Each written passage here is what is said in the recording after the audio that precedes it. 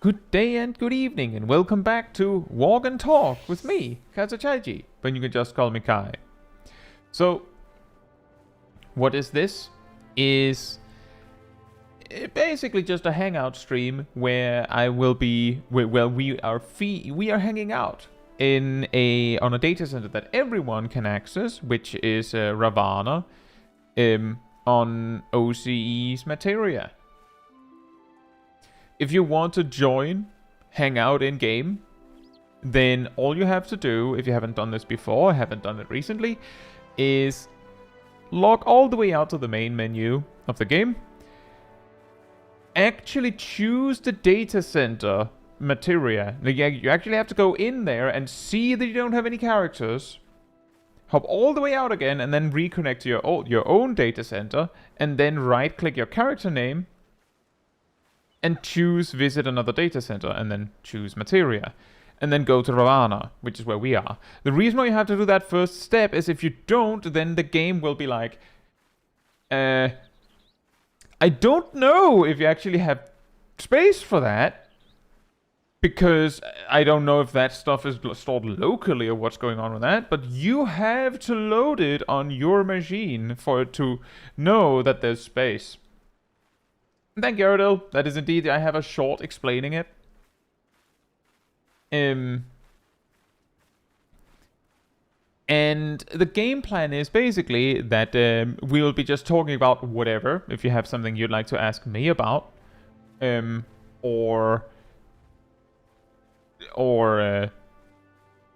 you're like something you'd need advice on, or whatever it is. Then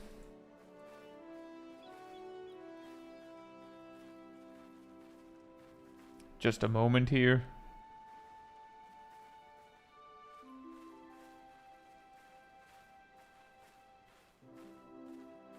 Never mind. We'll be, while we talk about whatever you might have on your mind, or what I have on my mind, whether it's a question, like advice you need, or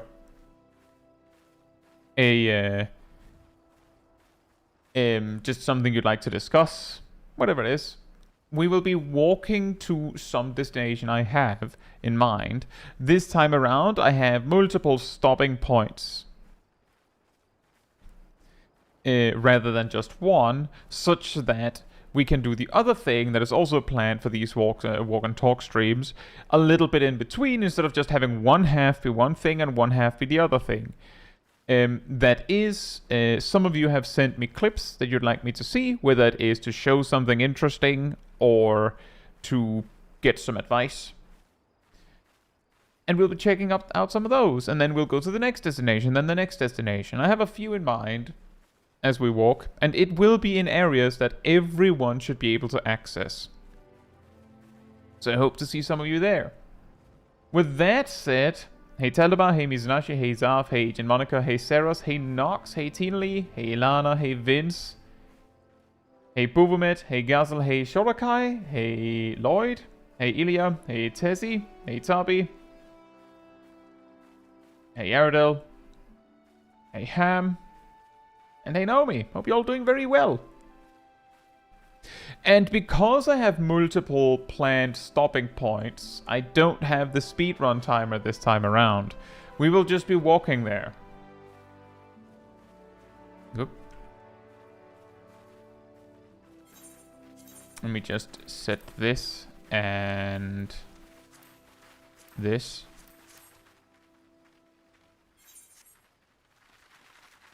True, slow walk timer. Rip timer coon.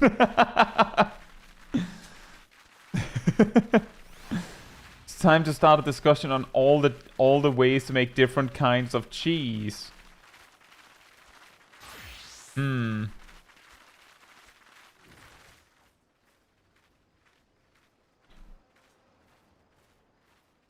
could just pause the timer during the stops. I could, but I've decided to just not have the timer. Because then there's the whole thing with when do you stop and when do you start it, and Like, it's just... Never mind. Never mind.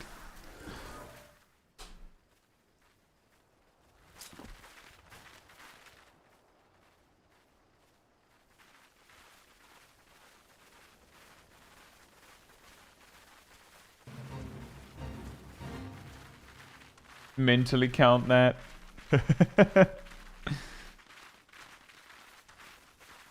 Part of the reason is also that depending on how it all plays out, I don't know if we'll actually get to... For a second, I thought those beams were pointing to every single one of the Mandragoras. You just hit one and they just all jump you.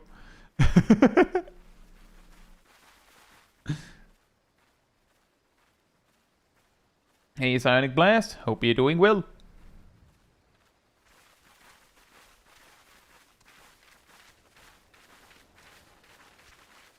And hey, Evis. Hope you're doing well as well. Just me and Shaq are crying over Quantum Q40 healing and mids. Is it because you're the tank and the healer?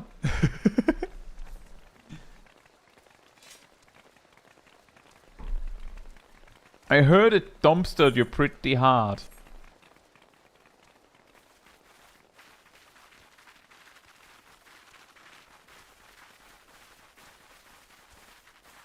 Are you doing it blind? Or are you looking at guides to figure out what to do?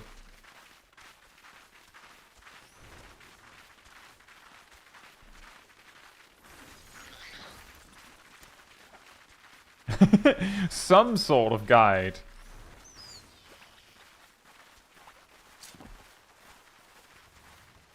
That sounds pretty good. Some sort of guide. Like, I mean, imagine like someone with like,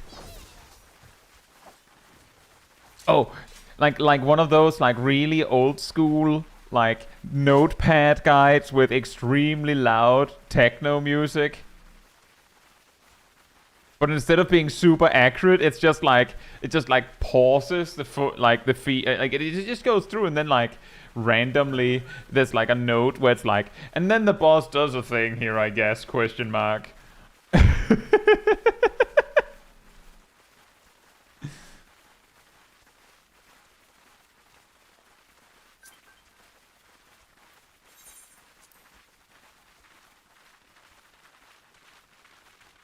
Shrug.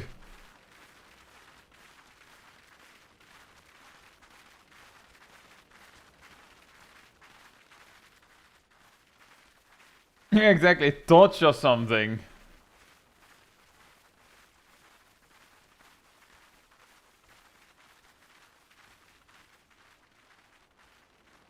Ikras, hope you're doing well. And same to you, Tension. Also, I don't know why I missed you. I thank you for the super chat, and I hope you're doing well. You made it.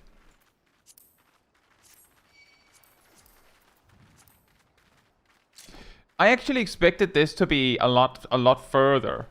But this was actually the first stopping point I had in mind. What happened to your name? YouTube made a recent change where they decided to use your @ signs instead of your display name.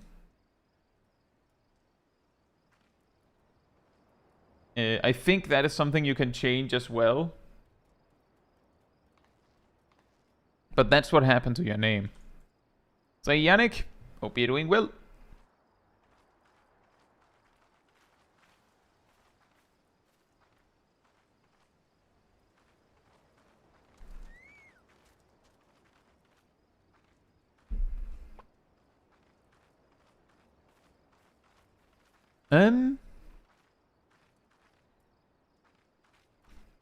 You're on your normal Bonbon. Indeed. Dodge or something, I don't know. That is a really good one. How's it feeling? Hope you're doing well. 60k auto attacks. How much HP do tanks have in that fight? I'm pretty sure you can't use like best in slot geared HP as a point of reference.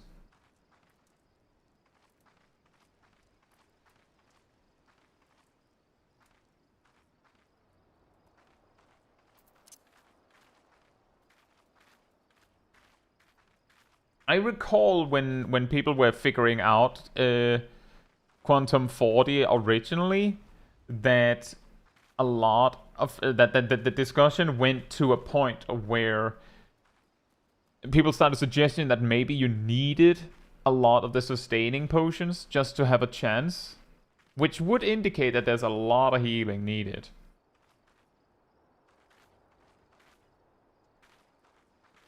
Also, yeah, for anyone who's celebrating, happy Thanksgiving to you.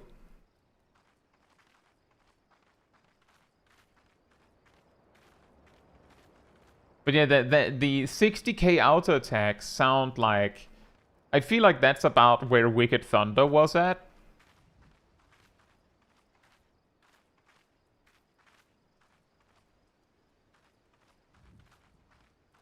A lot of GCD heals. How tight is... I assume there is an enrage or something. So then it becomes how tight is the DPS check. Say cat, hope you're doing well. Oh, 253, is that with food buff?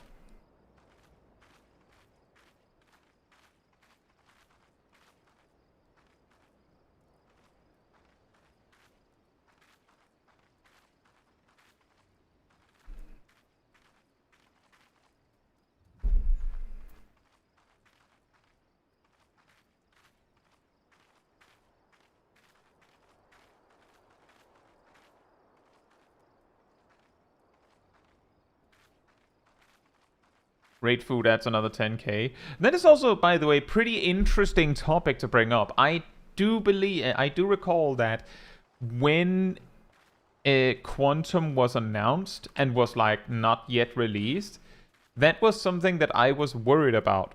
Is that it would be very typical Final Fantasy XIV, or even just gamers, to skip past Q1 through 39 straight to 40.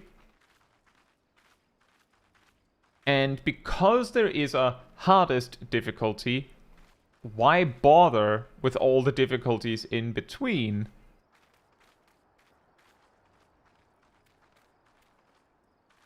And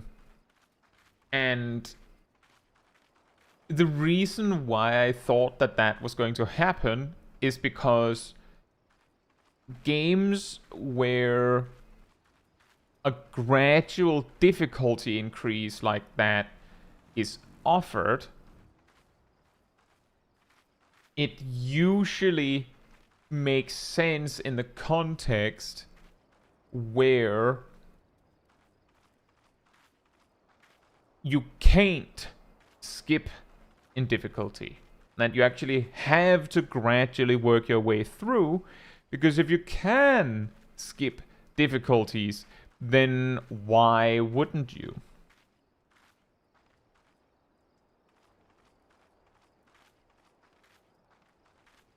And a pretty funny example of that actually is Stranger of Paradise, which we played somewhat recently. Is that the post game of that game starts with unlocking a new difficulty, which is like beyond hard. But in that difficulty, you can play any stage where it's then synced to this new difficulty. Except there's like a whole bunch of difficulty increments, which you unlock with a resource, but the only thing barring you from just jumping to the hardest difficulty immediately is that it costs more of this resource. But there's nothing preventing you from farming this resource on a lower difficulty, like aside from the fact that like you get less of that resource at the lower difficulty. But let me put it like this. It seems to me like the intended path is that, because like each stage has, you know, like maybe 10 or 15 different difficulty increments, like 10 item levels per or something like that. And it gradually gives you rewards for completing the difficulties. But if you complete a higher difficulty than the ones you have completed, you will get all of the rewards you haven't yet gotten just immediately for completing the stage. And there's nothing preventing you from just unlocking the hardest difficulty immediately if you have the resources to do that. Which then means that a very common approach to endgame or post-game in Stranger of Paradise is to go to a stage where it is possible to farm this resource relatively consistently at the lowest difficulty allowed in this system, or like the lowest item level increment. And once you have collected enough of the resource to unlock the hardest, like the highest increment of this specific stage, you unlock that and then just go back and farm more until like you have what you want. And that basically means that imagine a dungeon, a quantum difficulty dungeon, but you start with only access to Q1, like the first difficulty increment essentially. But completing that gives you a resource that you can use to unlock the higher difficulties of the dungeon. But instead of going, okay, we do Q1, then Q2, then Q3, then Q4, like gradually, you instead just farm Q1 until you can unlock Q40, and then you just do Q40.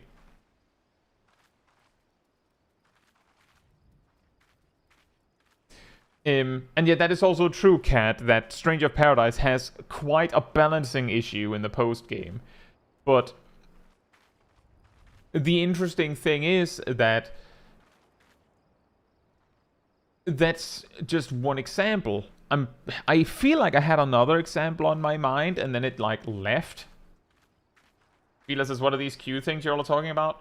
So there is this somewhat new content added to Final Fantasy XIV, which is Pilgrim's Traverse, which is a deep dungeon. But when you have completed Pilgrim's Traverse, like fully, at least once, you get access to a quantum difficulty version of the final boss of this deep dungeon. Remember, deep dungeons are Palace of the Dead, Heaven on High, Eureka Orthos, and now Pilgrim's Traverse. Quantum difficulty basically means that when you want to fight the boss, you can add resources to increment specific things on the boss. I believe there's 5 different things, and you can add up to 8 to each one. And that, of course, means that like you're basically improving specific properties of the boss being harder. And Q40 is, of course, this content, but with everything maxed out. If I recall correctly, there is an achievement for completing Q40 specifically. Aside from that, if I understood correctly, the rewards for completing this quantum fight is essentially like I think it's Cursed Horde. You know, like the Horde from Palace of the Dead. It might also just be general loot from Pilgrim's Traverse. But essentially, higher difficulties means more.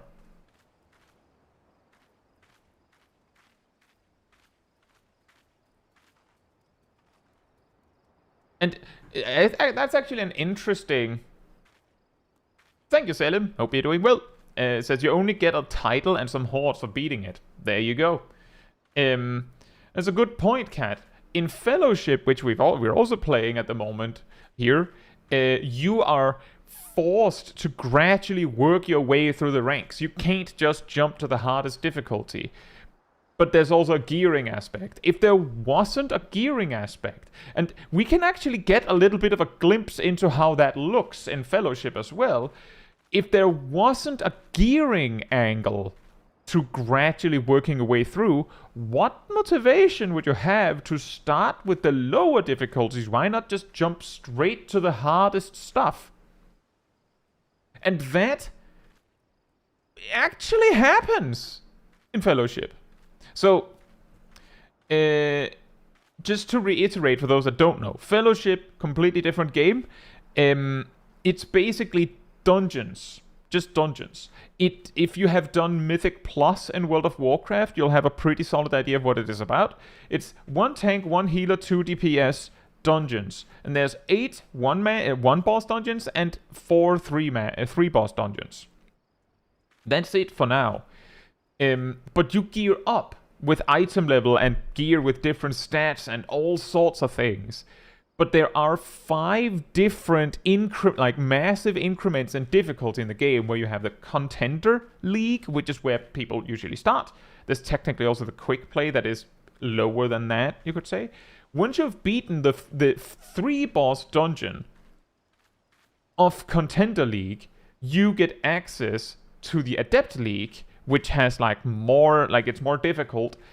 Once you've completed the Adept Capstone Dungeon, which is a 3 boss dungeon, you get access to Champion. Then you get access to Paragon. And then you get access to Eternal. And Eternal is basically the infinitely scaling, quote-unquote, post-game. It's not post-game, it's just at the end station of the game, you could say.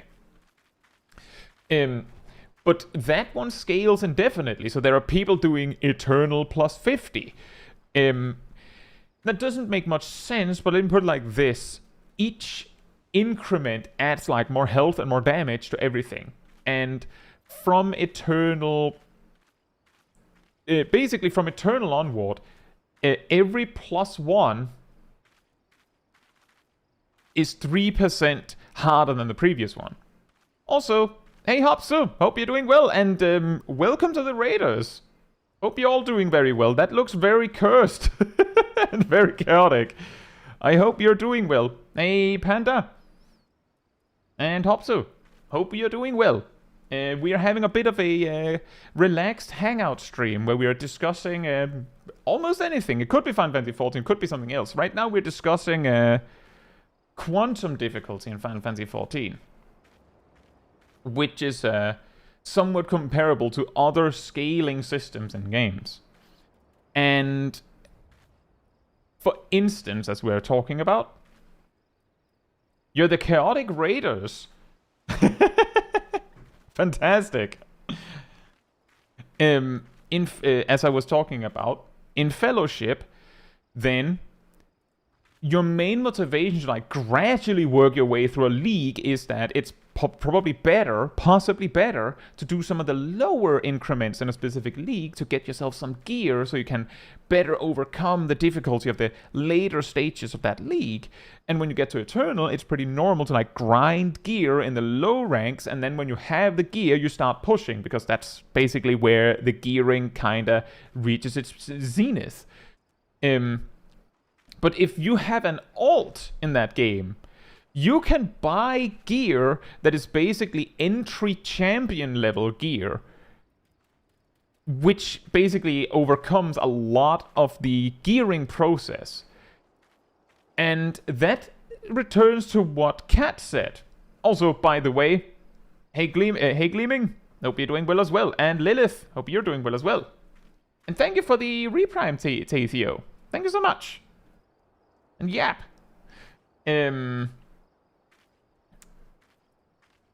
When someone is gearing an alt in Fellowship, it is pretty common that what you do is you basically grab a full set of gear in this way, then you just do the Contender Capstone Dungeon, and then you do the Adept Capstone Dungeon. And now you are already in Champion.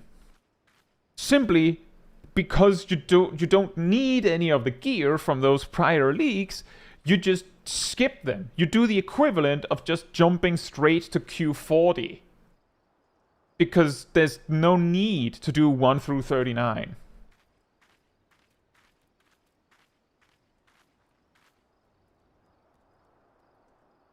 And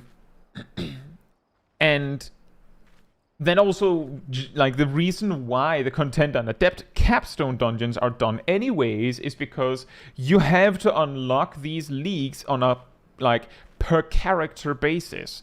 So just because you've reached the hardest difficulty on one character doesn't mean you can just skip it on another. But all the gradual increments in a given league in this game doesn't actually matter. It's only the capstone. And then when you hit Eternal, you basically have to gradually climb, and they don't let you go to the next increment unless you have successfully beaten a previous increment. So that also becomes a climb. But again, if there wasn't this requirement, I wouldn't be surprised if people just went like, oh, but we could probably do a plus 30. I mean, yeah, sure, let's try. And if you can't do it, you just go down to like maybe a plus 25 or something, see if you can do that. Or maybe you just try again. Like, why climb if the game doesn't ask you to?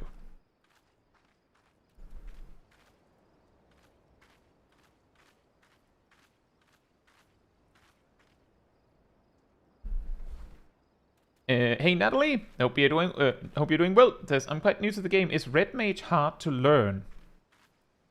When you initially pick up Red Mage, it has a bit of a introductory difficulty spike because it has a bunch of things you need to think about all at once. Like a bunch of things you need to learn right when you pick it up. But I would say that it basically means that it has like a high entry requirement. But once you've figured out those initial things, you should be fine. If you pick it up and you're completely lost, remember that I do have guides on YouTube, and I do indeed have a guide for Red Mage, and it starts with all of the level 50 stuff. Everything you need at level 50, and then starts to go beyond. So that might help.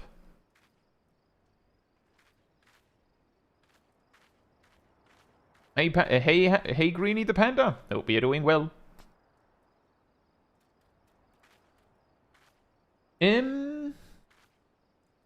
Right. So before we keep walking. Let me just see what clips we have. I have something from Yannick. I have something from the Chaos Trio. I believe that would also require Shaq. He usually comes later. I have Zav's M7S clear. I have something from Orion. I think Orion usually comes in later. I have something from Gazel, which I think is here. I have something from Nox, but maybe we should take that one a little later. And then I also have some clips from Tenshi. So if you're here, then please let yourself be known in the chat.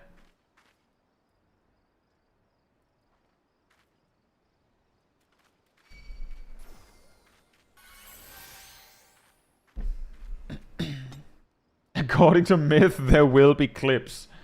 Indeed. So just explaining that one for anyone new to these kind of streams.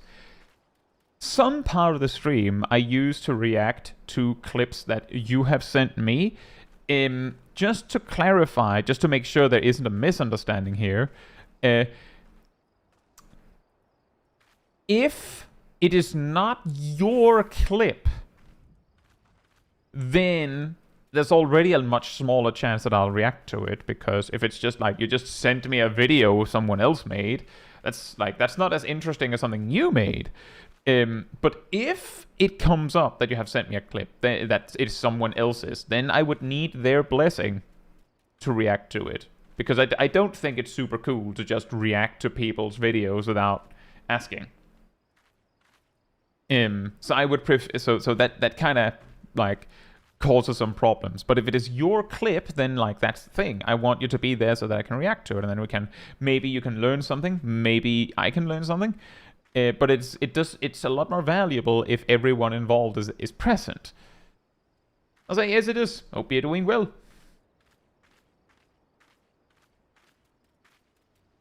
Would it be a good prank if one week we also made it Blast Blue clips or something? I don't even know who Blast Blue is. But I would probably quickly catch on when people that normally send clips of their own suddenly send clips of someone else. How about we start with Tenshi's clips, then? Oh, the fighting game. I mean, even more underlining that I don't know what it is. I'll say Ultimate Trainer, hope you're doing well. So Tenshi mentioned having some trouble with the paladin rotation at level 50. Or rather, might have some like basic issues with learning tanking even. I guess we'll see. Tenji got some advice yesterday. I haven't seen any of the clips because I usually react to them here. Just real quick on that note, can someone just tell me, is there anything other than Final Fantasy XIV sound in the clips? I say clips because there's two.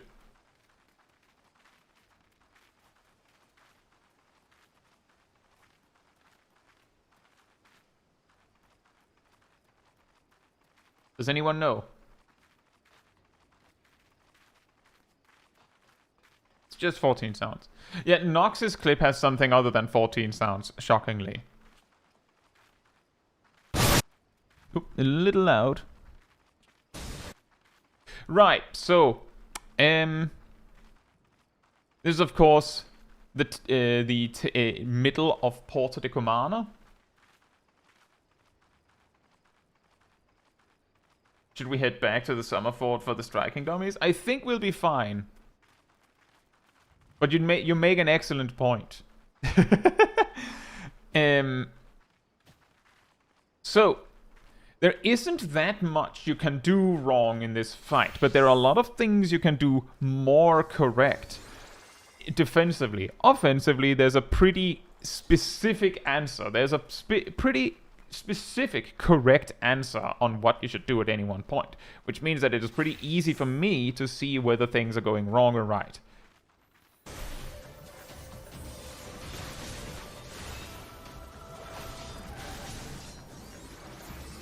So for starters, I am recognizing that this basically did almost no damage. I'm assuming that's why you didn't move. However, just to make sure, since possibly newer player, proximity AoE means it does more damage the closer you are to it. I'm actually shocked it did so nothing damage. You're meant to go into the middle. I am aware that tanks, that we often advise tanks to like face the boss away and, you know, like this, like you do here. But not dying matters. So just for future reference, you're still supposed to dodge. You're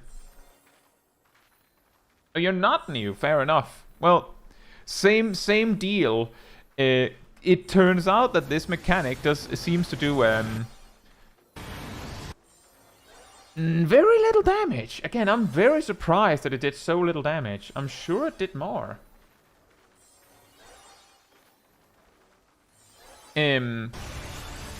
Another thing, which is just somewhat general advice. Actually, let me check something before we go on with that. Oh, never mind, you did do that correctly.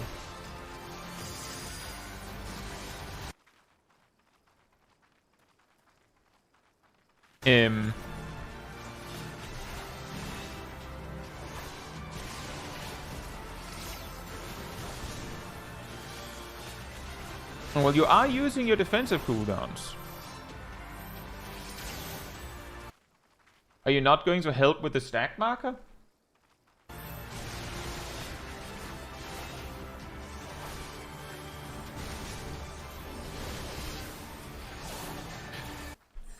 I'm just reiterating, I'm treating this as if the fight is real and every mechanic matters. Because if I'm like, well, that doesn't matter, that doesn't matter, that doesn't matter, then you get nothing out of me giving advice. So yeah, the tank also helps with stack markers.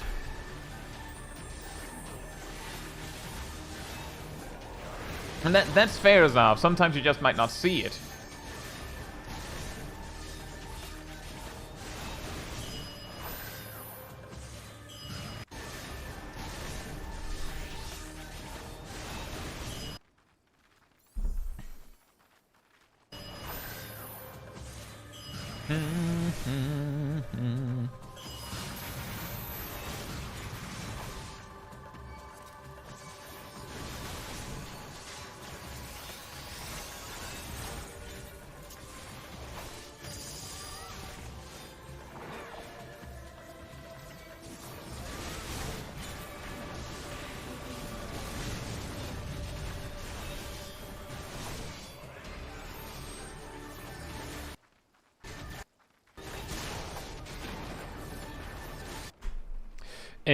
So I timed this.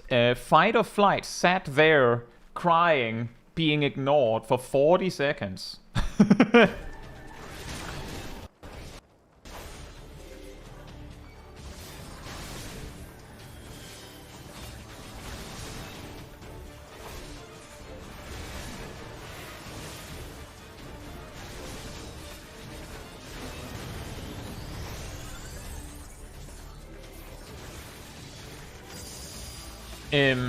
So for the mitigation part, a thing that I'm noticing is that I can see that you're using Rampart and Sentinel somewhat frequently, which is good. That's not bad. On a fight like this, he does have Tank Busters, but Paladin does have Sheltron, so worst case, you could use that. You could hold one of those to use if it happens to like align badly. One very effective way to reduce the work that your healer has to do in this fight is to do defensive cooldown cycling. Basically, when the boss has just finished a mechanic and they're probably going to be auto-attacking you for like 10 plus seconds, it just boop, Rampart and just take less damage for that. Or the Sentinel or something. And when the boss does a raid, why do you click Reprisal? Because that reduces damage everyone takes. But because you're a Paladin, you don't even need to worry about, like, oh, but what if I don't have a cooldown for a Tank Buster? Because you do. However, I am noticing while you are using Sheltron here and there, you're also sitting at full gauge. This can be a Porta de Comana thing. As I said before, many of these things don't do enough damage to justify worrying about these things. And that I'm perfectly aware of this. Like I've said before, Immiscurulate is where you see the weirdest players because they don't care. It doesn't matter. But I will give the advice just the same, that if you have full Oath Gauge and you don't need that Sheltron very soon, you can just send one. You can just, oh, the boss is attacking me, boop, and just send one. So you don't waste gauge, because if you had full gauge, then every time you're generating gauge, it just goes, and you get nothing. I don't have a healthy habit of using Sheltron. Then I have another pro tip. Why is your Oath Gauge over in Narnia? Why is it over here? I would also say, why is your party frame all the way over in Narnia? But for some people, that's good enough. For the sake of comparison, you can see my party frames are like a good length of a party list, closer to the center. It doesn't have to be like that. It doesn't look as neat as if it all the way up to the edge, but it is more effective. And while my Oath Gauge is a lot smaller, it is right here, next to where my Oath stuff is and near my hotbars. I don't really know how to set UI properly. Well, that's something you learn. You learn what needs to be done. You'll also notice that I haven't changed my UI very much from the baseline. But one thing you could do is move this thing, this Oath Gauge, down here somewhere, like closer to where stuff is happening. That might help. I'm saying it will help, but it might help. It might make you more consistent at remembering it. It also might not. But that's a suggestion, because quite often when I meet people that forget about some resource, it's like, oh yeah, but where do you track it? Oh, it's over there next to Aslan. Eventually I remember it exists. And also that, you could also use the symbol design that I do, and then put it like even more aggressively in here in the center. That is an option. But that would be my suggestion. I'll say, Bokaj, hope you're doing well.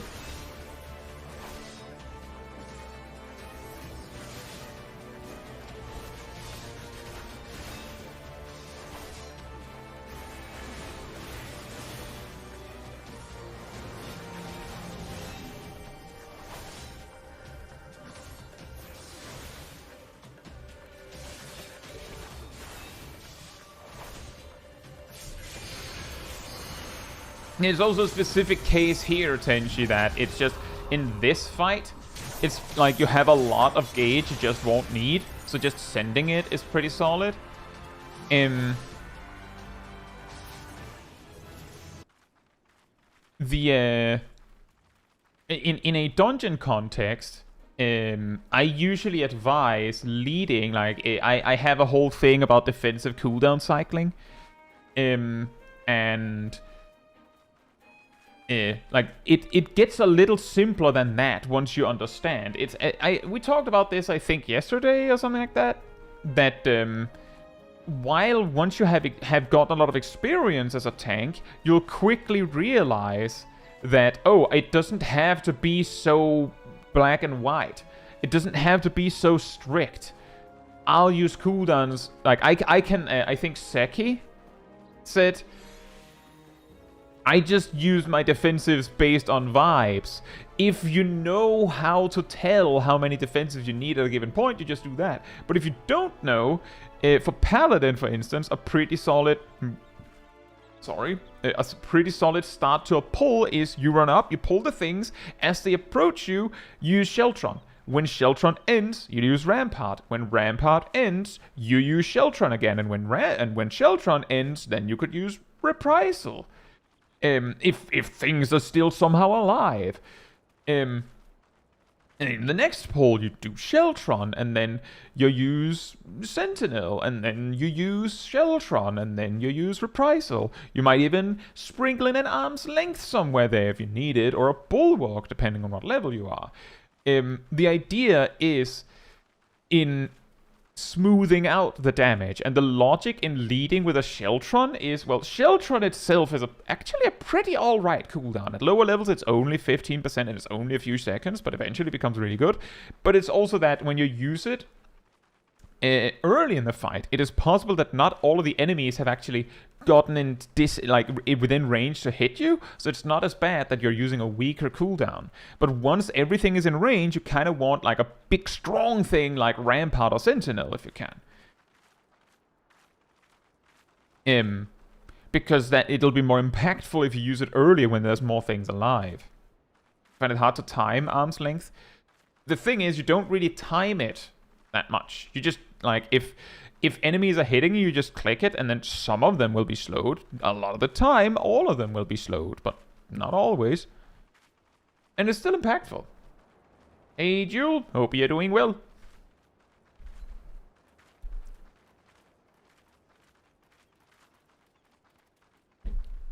And that's correct, Bokaj. You can't use Oath Gauge for damage. It is not an option.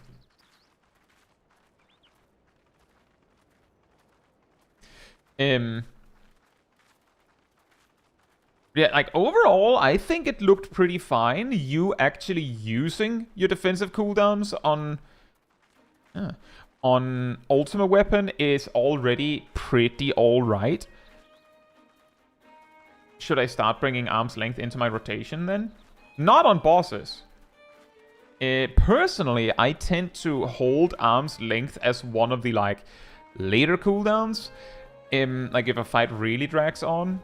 For instance, Reprisal is, like, in your whole arsenal, Reprisal is really weak. So it should preferably be accompanied by something else if the fight isn't drawing to a close. So, as I said, if you go, like, Sheltron, Rampart, Sheltron, and the fight is still going, if I was in that position, I would probably go Reprisal, arm's length.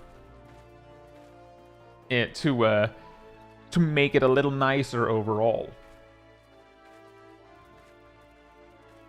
Arm's length is very complicated on that, Bokaj. If everyone is affected, it's nearly as good as Rampart. If there are enemies that are just unaffected, then those, of course, just ignore it. But there are casters that auto-attack in between that can get slowed, and if a caster is slowed by arm's length, then their casts are now also slowed. How about we take a look at the other clip? Tenchi got some advice on rotation, and then did a little extra clip of practicing that. Whoops.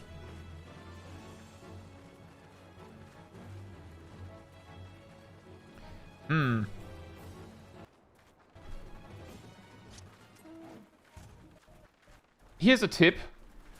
If you target a striking dummy you were in combat with, I don't know how you do it on a console, but basically if you do the equivalent of doing this, you get target and then like open the menu, there will be a reset enmity on striking dummy button.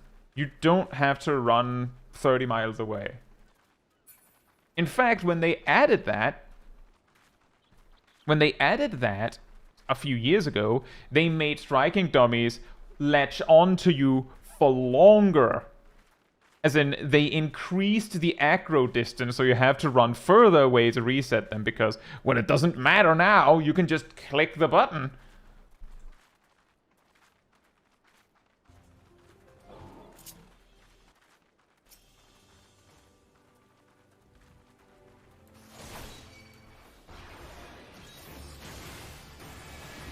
That is going to be quite Wait a minute, what?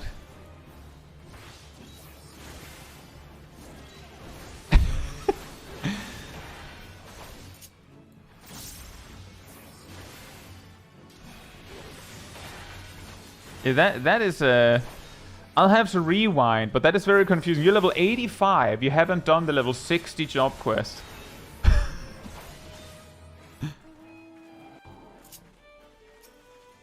So, Paladin rotation, very simple. There's still an AR, right.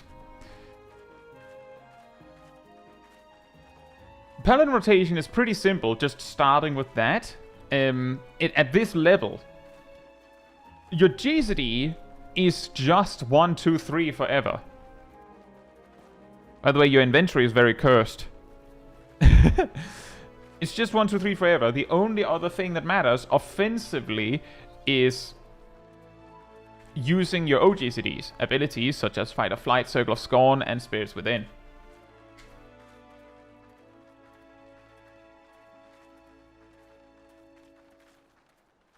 And because, like, assuming you don't have any skill speed, this applies more accurately. However, if you have skill speed, there's like something else.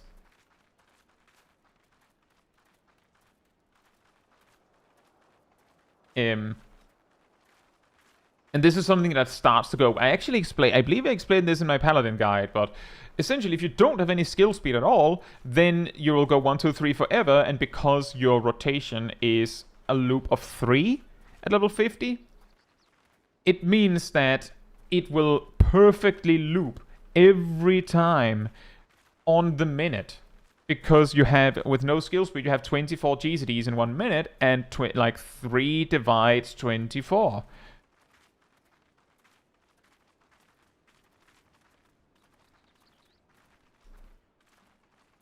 So essentially, what you can do if you have no skill speed is you use Fight or Flight right after Fast Blade. Assuming you don't miss anything and you use everything exactly right, that would mean that every single one of your Fight or Flights at that point would be 2, 3, 1, 2, 3, 1, 2, 3, which maximizes the potency in the Fight or Flight. If there's any downtime whatsoever, then suddenly that doesn't matter nearly as much. If you have skill speed, up to a certain point, I think you need a GZD of at least of no slower than like 247, maybe 248. Then it doesn't matter which one you do it after, but you simply do it. Let me see if I can demonstrate. When like the like when you use a GZD, it does this spin. When you're about 1/3 of the way till the next GZD, like around there. Because could look at your stats. I don't know what your stats are based on that.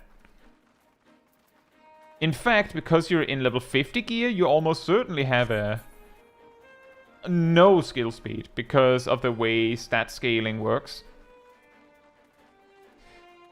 And the reason why you would use something like Fight or Flight in that way is because that's what's called late weaving. I explain this in my guides as well.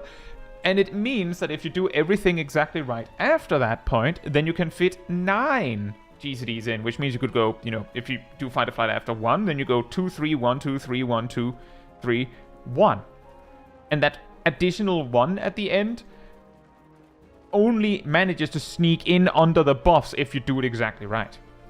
The only other thing aside from that is Spirits Within and Circle of Scorn needs to be used on cooldown, except the very first ones should be used after Fight or Flight because they benefit from the damage boost of Fight or Flight.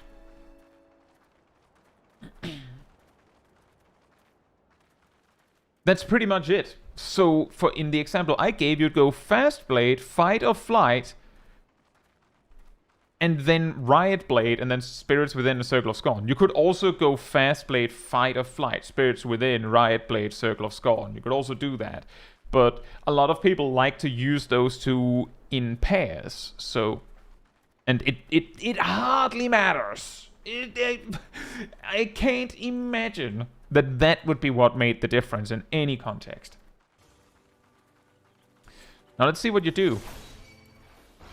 Nice. That's right. Yeah, that's also fine.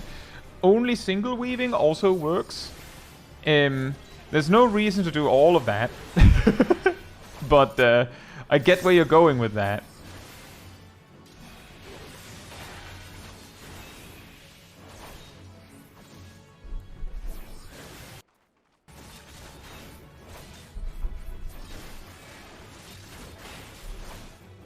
So something worth noting is that if you're playing on a particularly bad connection, double weaving might not be possible, and then splitting them up in multiple single weaves also is perfectly fine.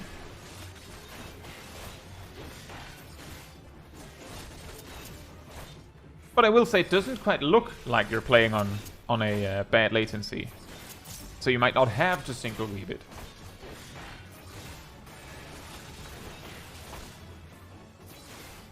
This looks alright. I will reiterate what I think others mentioned is the defensive cooldown cycling thing. In a real fight, you would probably not go, you know, Rampart, Reprisal, Sentinel like that, unless it's like a Savage boss, Tank Buster that is actually going to kill you otherwise. But it looked pretty good. It was pretty decent. It is going to be a little complicated to explain, like, what needs to be done, because in A Realm Reborn, it's like even the defensive cooldown cycling advice can be a little weird, because to give a random example, the very first area in Pharos Sirius, you can do a pretty big pull. You just pull everything up to the little to the gate. If you do that, then the next pull over, like the next pull after that, will be like 3 dudes. You don't like a Sheltron will probably be fine for that pull, and then there's a boss. But because you're pulling all of that, like when you pull everything in the first area, then you could go pretty aggressive and use like both Rampart and Sentinel in that pull to make sure you don't die, because it's pretty rough damage. But in other dungeons, it's generally advised to not have Rampart and Sentinel in the same AoE pull, because if you do that, then you don't have anything for the next one. So essentially what I'm getting at is that there's a lot of advice that can be given that either falls a little bit flat because you don't need it yet, or the specific point in the game you are in is a little is where it gets weird. It's where it gets weird. So it doesn't quite apply as nicely. Also, I just want to comment on this one. Green, he said, I had a tank once there, presumably ported to Commander. While I was healing, their invuln had a note attached. I'm too lazy to move. Ignore me. I'll be fine. I've definitely seen tanks use their invuln like that.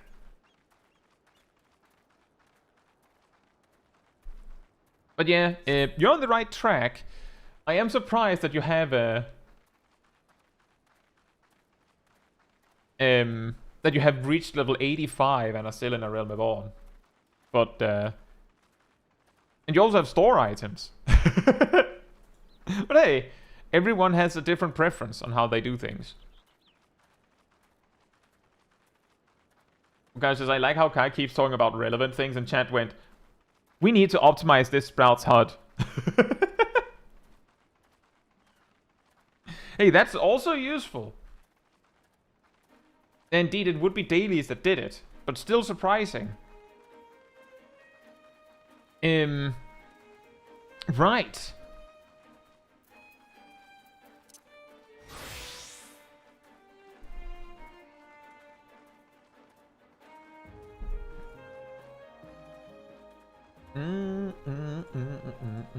I think I will be right back, and then we'll continue the walk a little bit. In the meantime, hey Anju, hope you're doing well. Sanity restored.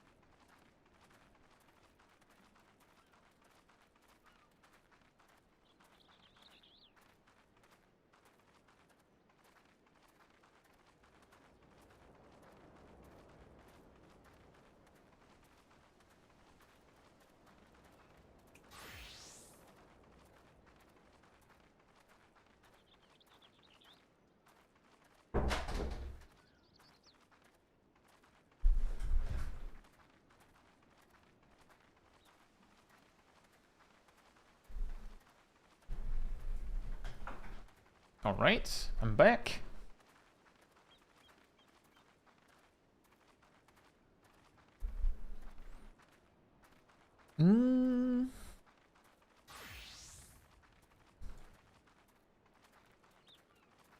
Hey, Finger Dancer, hope you're doing well. I would like to just quickly, well, first of all, let's continue the walk. But I would like to quickly get back to the quantum difficulty thing that we were talking about before checking the clip. The observation that that most players seemingly, if they even entertain the concept, even entertain the idea of doing quantum, they will almost certainly jump straight to quantum 40. Again, quantum being a new difficulty for a specific boss unlocked by doing Pilgrim's Traverse. Because there's no benefit to doing it gradually, like from 1 through 39, aside from, I mean, I'm sure some players might do that just because it would be funny to see like the gradual difficulty increase as they go. However, it's very few. My suggestion originally when this came up was that I believe players would have been a lot better about choosing a difficulty that works for them instead of just taking, you know, the hardest difficulty if it had infinite scaling. The problem there, of course, is that by design, Quantum is like, you just choose the difficulty you want. You don't, like, choose, like, you don't work your way up. But they could, of course, make it like that. Like, make it so that you can only choose up to, I don't know, 5. Like, you can only choose 1 through 5 at the start, for example. And then, whatever difficulty you complete, you can at most, like, increment 5 above that. So if you beat Quantum 5, now you can do Quantum 10 if you want, but you can't do 11 without, like, going a little further. And then, like, eventually players would find, oh, this is where it gets a little too hard for me. And the reason why I think that would work better is simply because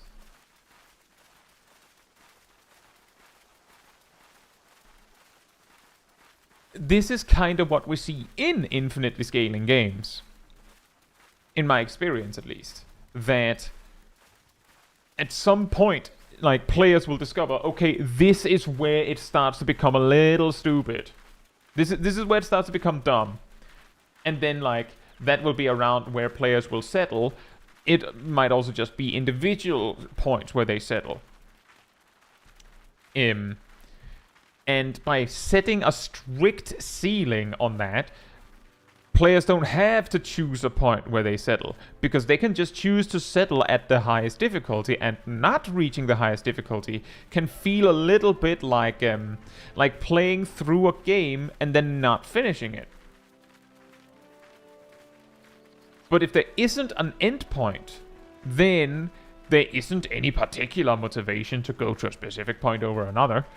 To go back to the fellowship comparison, the final reward offered by the game itself directly for just progressing through the game can be achieved by the time you reach the so-called eternal difficulty around, I would say, like, based on what I've been told and based on what I've seen, you can reach the final, like, rewards track reward at around 17, 18, 19 eternal.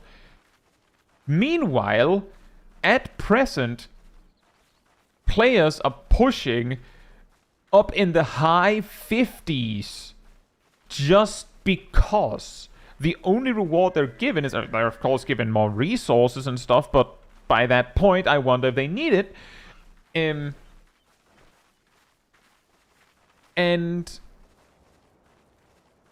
then, of course, as Yannick says, bragging rights. The big thing motivating people to push beyond, further and further beyond forever, is that it means that they get to have the largest, most massive dungeon rating. That they can lord over everyone else and say, look how amazing I am. And they don't need any more than that. And by construction, it isn't difficult, quote-unquote difficult, to add infinite scaling here, because at some point the only thing that really gets added is, oh, the enemies have slightly more health and slightly more damage than last time.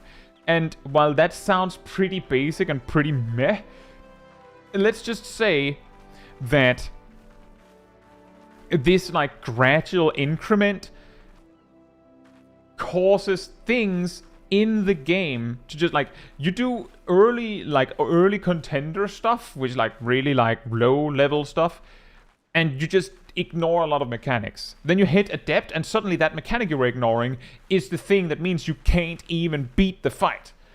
Attacks that were before, like, oof, ooh, that hurt a bunch, but it's very survivable, now turns into, well, if you are not topped full HP, you die if that mechanic goes through, so you have to prevent it. And it just keeps going from there, which means that when you hit those eternal levels, oh, the enemies hit for 3% more damage.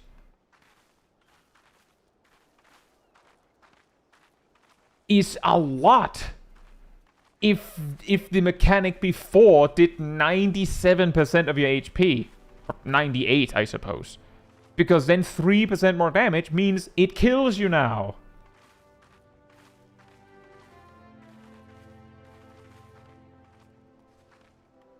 That's also fair, Cat. That is also a very fair point. That, but here's the key difference, is that if players do stuff because it's fun, like that's perfect, right? Hopefully the reason people started on like playing this infinitely incrementing challenge was because it was fun. But when people do things for fun, that usually is the reason why no reward is needed. Whereas, as we see pretty frequently, or at least we've seen more than once, is Final Fantasy XIV puts out content and some players say it's fun. Unfortunately, the reward isn't good enough, and then they don't do it anymore.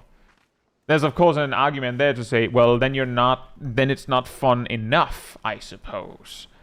If you need a reward to do it, right? But you're right that there's definitely people that also would do these things just because it's fun. And I imagine that the people at the very top of leaderboards like that are doing it for fun. Because doing something that hard all the time just for the bragging rights sounds pretty daunting. Unless it's actually your job or something, then I can't see that happening. Finger Dancer says, I have a question. I apologize if it's been answered, but what do you think it is about Leviathan Extreme that trips so many people up? It's a very chaotic fight, and it has a few mechanics that just require a very specific response. And those things can easily distract you from things that shouldn't be hard, but suddenly are. To give some examples, Leviathan can wipe you by you not killing the wave tooth fast enough. The very first one. And fast enough for some parties may require the healers to attack. I recognize that sounds like a ridiculous thing to have to clarify, but I have specifically in Mentor Roulette tried the fight where we kept wiping, and the reason seemed to be that the healers were a little lacking. They also weren't attacking. So the moment they left, they didn't get kicked, they left. And we got 2 replacements that were good. Suddenly, the wave tooth died so fast they didn't get to cast anything, and we had no problems with the fight whatsoever. But that's just one example. Leviathan has a lot of things going on. Part of the reason why you don't want the melees to be on Leviathan's face is because he frequently does like a frontal cleave, I think? But you don't notice that too often, so sometimes a melee just gets smacked, and they don't know what happened either. They don't know if that's something they're supposed to be dodging. And every so often, the boss will do like a circle AoE on a bunch of players, which typically includes both healers. And sometimes those players are stacked up closely enough that, boom, 2 players died. And again, the reason that happens is because so much stuff is going on that you forget about these things, or don't notice these things. You just notice that someone is dead suddenly. Thornmarsh Extreme does this too, that there's so much stuff going on that you don't really have space to focus on everything all at once, and then suddenly someone dies. And then, like, the classic one that I've seen a lot is players getting so distracted by all the stuff happening that they forget to move when the slides happen. I'll say, Tinkle, hope you're doing well. It's been a bit, hasn't it? And also, True Leviathan has almost like DPSing phases, because if you hurt it, like because it becomes invulnerable and things like that.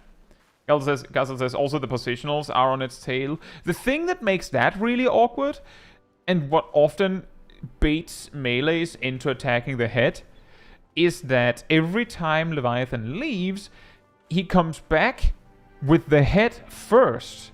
So if you wait for the tail, you lose like 1 or 2 GCDs. Doesn't really matter, as was just pointed out. The fight is filled with stops and starts, where like, oh, now you can't attack Leviathan anymore, you have to attack other things. So it doesn't really matter that you lose a GCD or 2. In fact, the more I've done Leviathan Extreme as a DPS, the more I've just gone, you know what? I'm just not going to use any of my cooldowns on Leviathan. I'll just hold, and then when something actually important appears, I'll use my cooldowns on that. There's also the part that it is the tail that reflects magic damage, isn't it? I believe it is the tail that reflects magic damage. Ninja's burst has a significant amount of magic damage. And Ninja can just use True North for the part that requires positionals, because there's so few.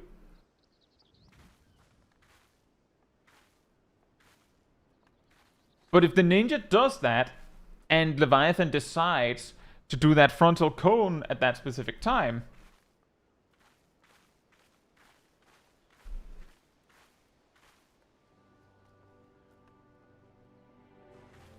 then you take a lot of damage. Yannick says, don't reflect damage work mostly on auto attacks though? Like, I can't think of any instance of skills being reflected. Oh, skills are reflected. Anything that does magic damage shot at the tail means that you get smack back of damage. It doesn't like duplicate the damage back on you, but it hits you back. Which is also the reason why you don't want a Dark Knight tank on the tail, because every time you use Edge of Darkness, get smacked back by the tail.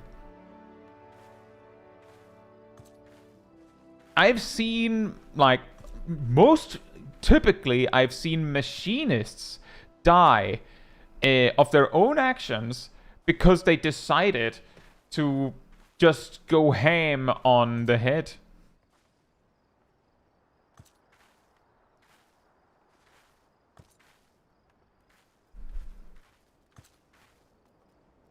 It goes pretty hard. Also, Yannick, I did see your message about having to go soon. We can check yours next. Also, by the way, hey Darth, hope you're doing well.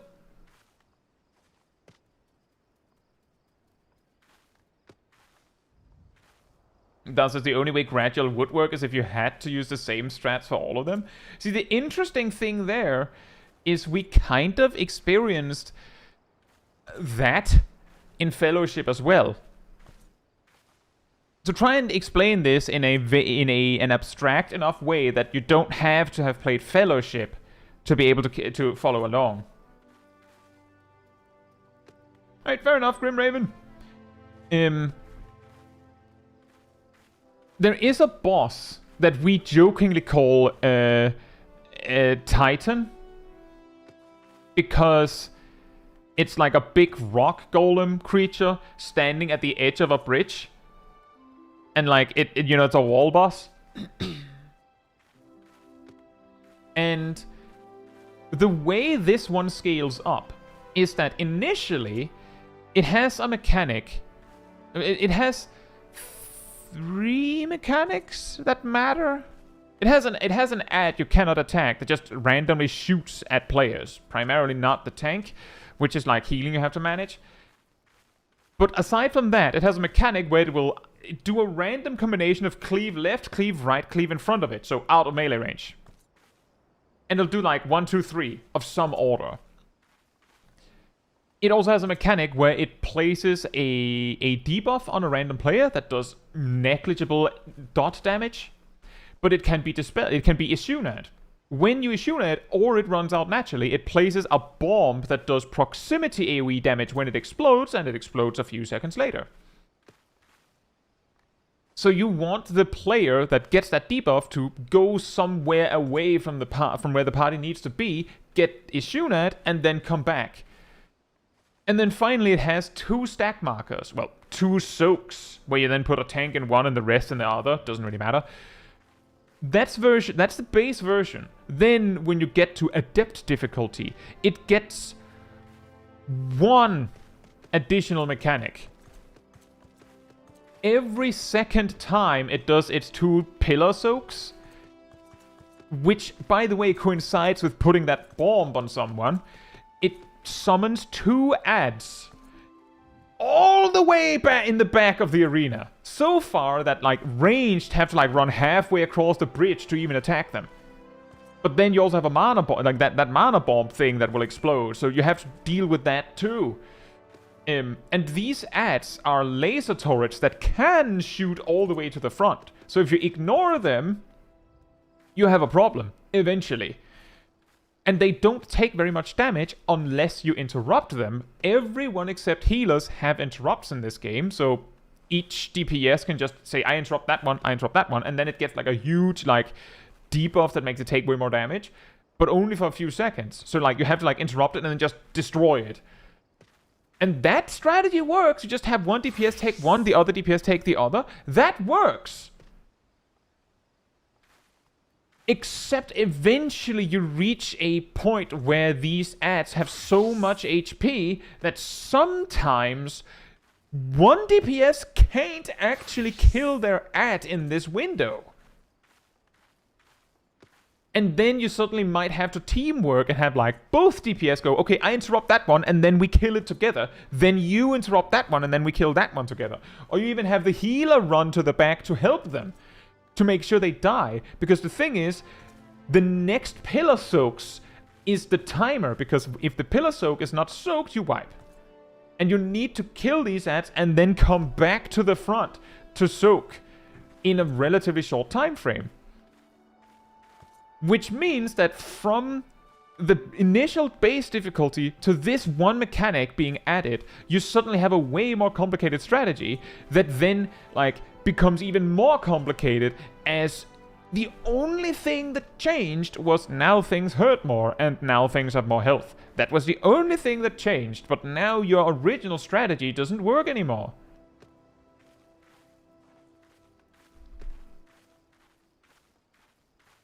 So, but indeed, based on like Final Fantasy XIV logic, I could imagine that progging a fight that hard would be insanely brutal if it was like, well, you need to do this strategy for Quantum 1 through 10, and then you have to use this completely different strategy for 11 through 20, and then this completely different strategy for 21 through 30, but I don't see that happening. I imagine that what might happen if you had something like that is this is the strategy that works, and then like at lower difficulties, you just don't have to follow it as strictly, or some things just don't happen, or you can ignore some things. Things like that. It would be really silly if they like completely rearranged the mechanics as you like climb. Like that would be weird. Which is also why a lot of these bosses in Fellowship have like, these are my mechanics, and then like they add one thing. And a lot of the time that's all it takes. Just one thing. Which is actually impressive. Doesn't help Quantum starts with a minimum of Q15. That too, I hadn't even considered that. Ham says, I love ads that need to be killed in a short time frame being spawned every 50 to 55 seconds as a character that has its main burst button on a 60 seconds cooldown. Right? I'm sure that won't cause any problems. Now, with that said, should we take a look at the Yannick's clip? I think it's just one. You had a different one, but it reached a point of... I think it was very, very long ago.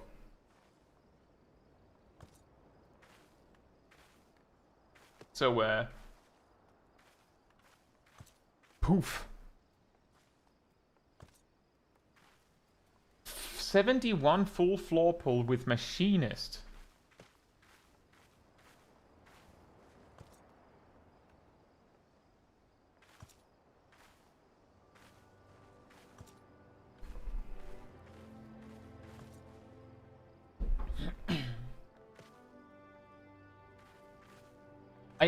Everyone, if you've heard Yannick talk about the difficulty of deep dungeons, and you've been like, what is he talking about? That's insane.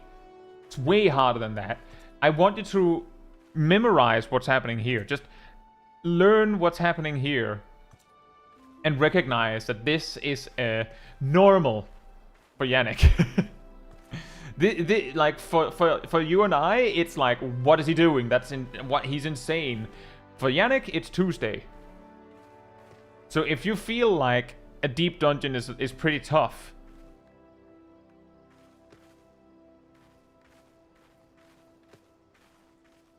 then and you feel like Yannick is like underestimating it, or seem to be acting like it's way easier than it really is, it's because it is a lot easier for Yannick. And it says, to be fair, I'm using Barkbound, which gives sort of tank-like HP. Oh yeah, that's true. It gives a lot of HP, but it still requires that you know how to use all of these tools correctly to make this happen. Oh yeah, alluring trap, everyone. You might want to avoid it, but when you do it like this, it's 3 extra points for the score.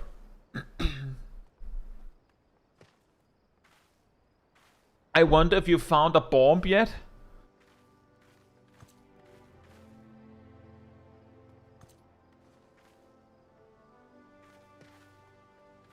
But this is what I'm saying, is that sometimes we have these run-ins where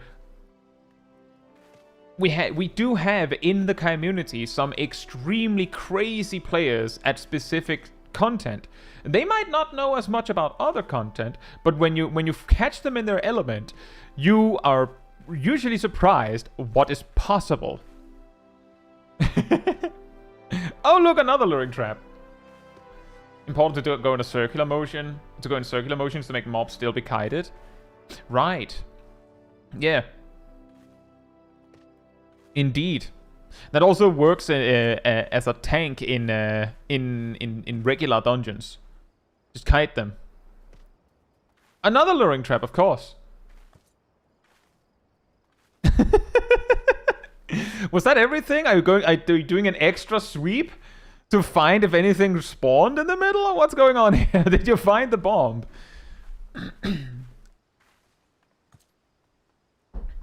This is also a very good demonstration. Oh, there is a bomb. Fantastic. This is also a very good demonstration of the fact that that kiting works. Uh-oh.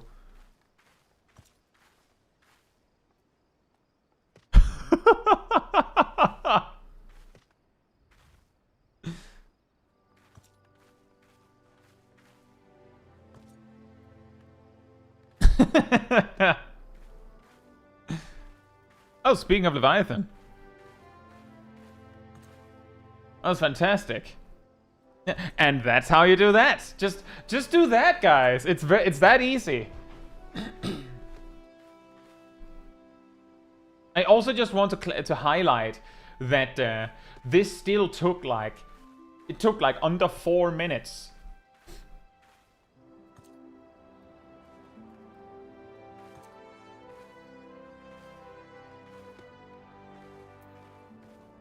Hey Shaq, hope you're doing well.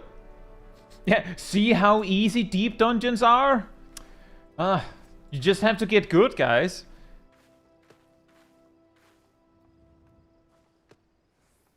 But yeah, that's also something worth considering in regards to... In regards to when you run into other cases where people are like, sound like they're underselling the difficulty of something you find really hard, is that sometimes it isn't that bad when you know what you're doing. Let's see, what else do we have? We have a clip from the Chaos Trio, which would mean we also need Milo, I believe. We have Zav's clip, we have Orion's clip, we have Gazel's clip, and we have Nox's clip.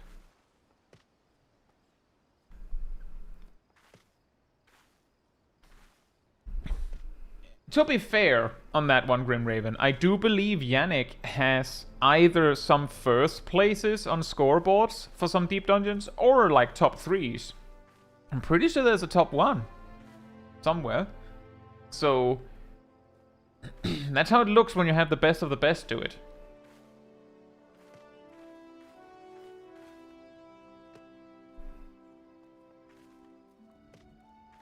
Why are they doing champions? So that is a great question. You tell me. Zav has to go in 30 minutes. Well, let's do that one next then. So next up, we have Zav's team here doing M7S. This is the second clear they did. However, it is blind procced, which means that they might do a different strategy than what you'd normally see. They might also end up doing exactly the same strategy as everyone, but that would be a coincidence. Let's check it out.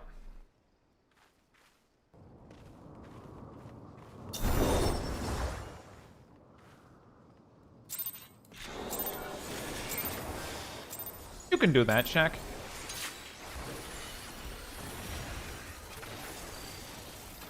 Also machinist, by the way.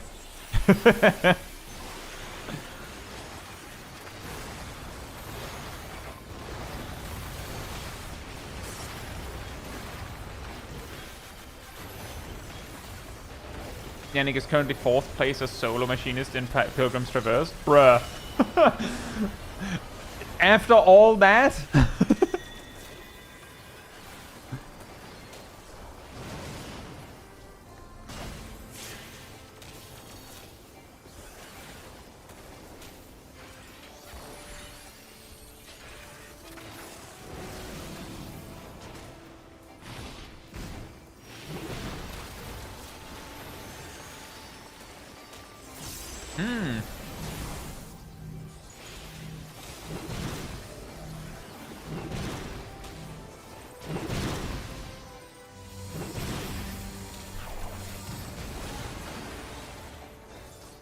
It sounds quite ominous when you have no music.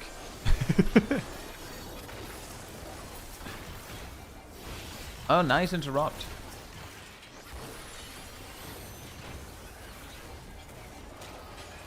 I believe the strategy used for the mechanic just before is I think it looked a lot more similar to the strategy we don't use in our static, or we didn't use.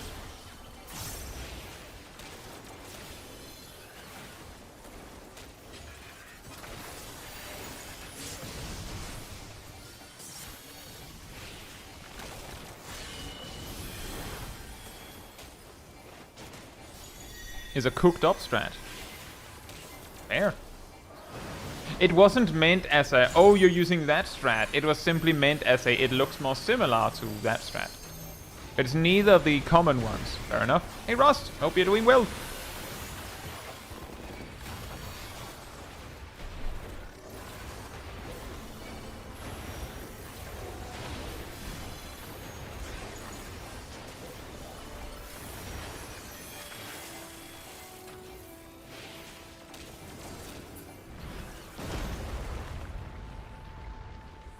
Wait, that seems like a pretty solid strategy to have the baits in close and then just have the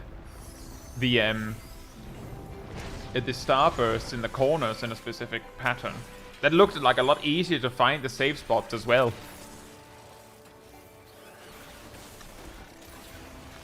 It's great there's multiple solutions. Yes, I would say that a mechanic that has exactly one solution, it's probably going to be harder to learn it, but it's going to be a little boring because there's only one correct answer.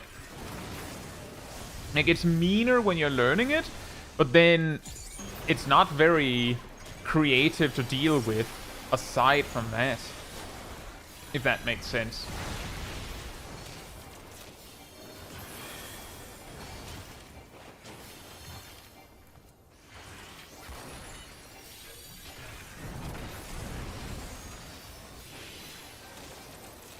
Still a little bit to the next mechanic that will have possibly a very distinct solution.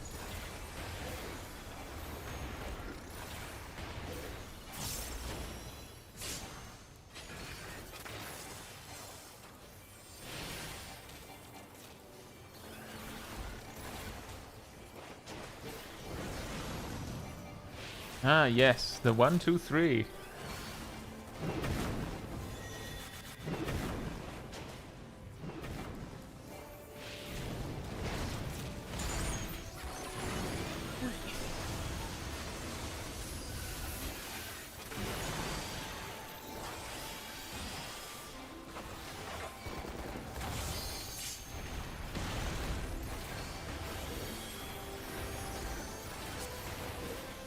Ah! Missed the blazing shot. That sucks. That's unfortunate.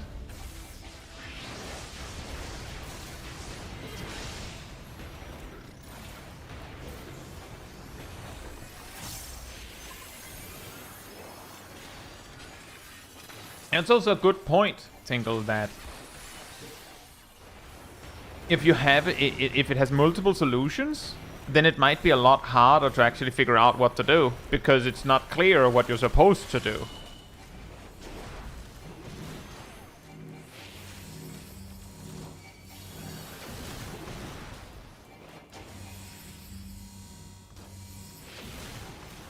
Oh no! Monk dead!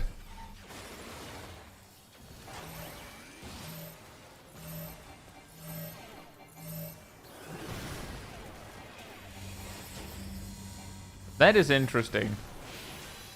Have the tethers stacked? That is interesting.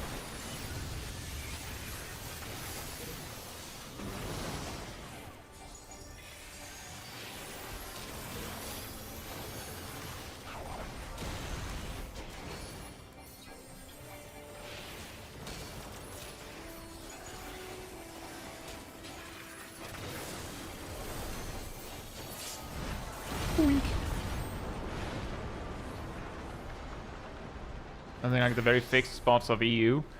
That solution looked more familiar to me, but it wasn't. It was of course not the same spots.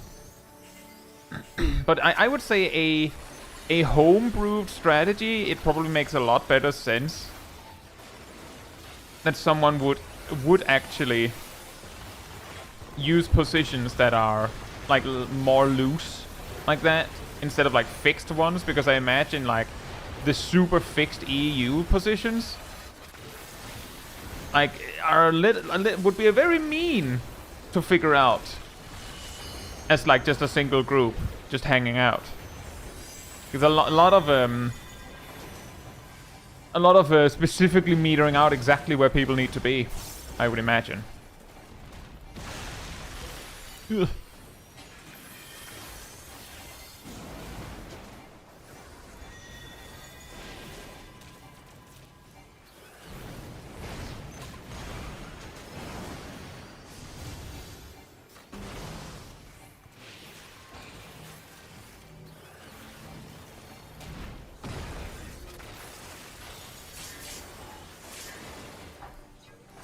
The main reason why our team does not use the super fixed positions is because even if they might be not as strict as it sounds, we felt like it would be harder with even remotely slightly more strict positions than what we already had to deal with, I guess. And then when we had gotten enough experience with the fight that we probably could have figured it out. we already had enough experience with the strategy we were using that it was kind of stupid to change it now.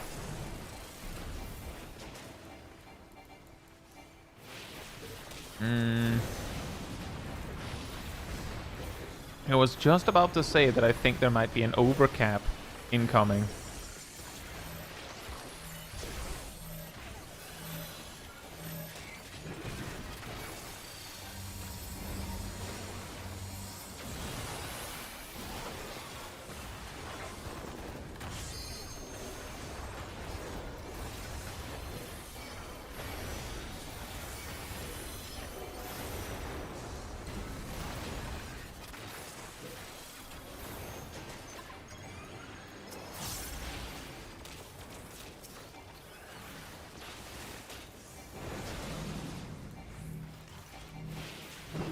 My overcap so here for me. Yeah, I could imagine that.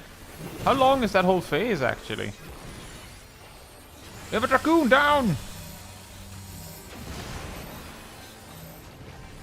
It's like 50 seconds. Right, so you'd have to like get the Flammers out just right. And you might not even be able to do that depending on where it lands in the in the timer.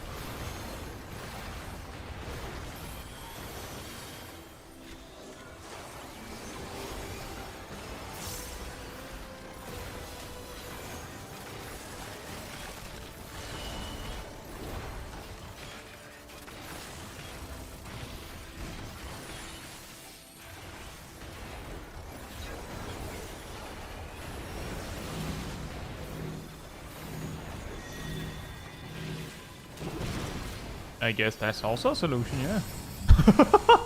Oh my! Yeah, that works. And it would reduce the maximum distance an individual would have to run.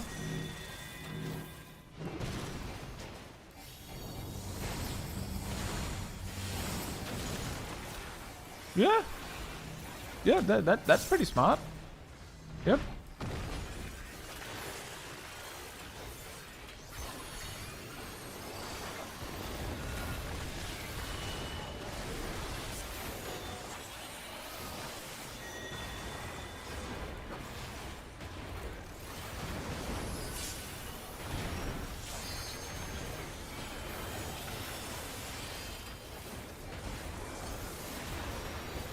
Getting a little down to the wire, I think.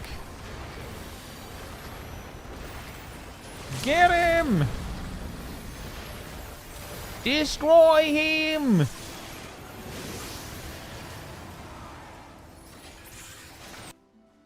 Nice.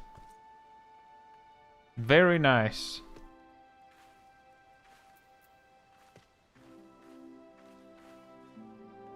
There was definitely some nice ideas, I feel like. And a lot of the time, we don't think so much about innovating anymore once we have, you know, a decent strat. Yeah, that's true. That's true, Evis. It's just, it's so much closer that it actually changes the way that you look at the mechanic, in a way. When they're like, when you stack the starbursts that closely. Like, the way that we do it, at least, they're spaced out so much that there's, like, a line going through where you'd want to stand close or far. Whereas with this strat, they're stacked so closely that if you have to go far, you have to go to a different quadrant. And if it's close, there's plenty of space.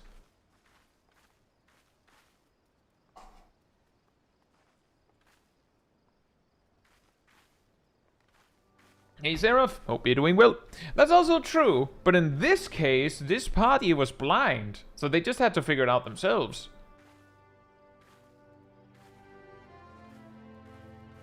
They did quite a lot of moving stars around in paint to find that. Nice. Nice.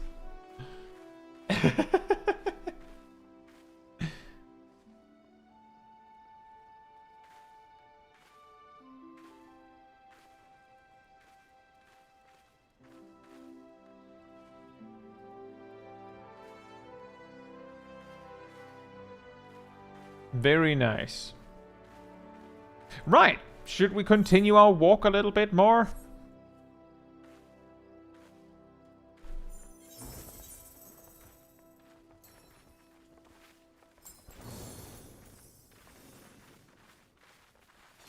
Oh, that's straight up into the mists. Good that you found it, Tezzy.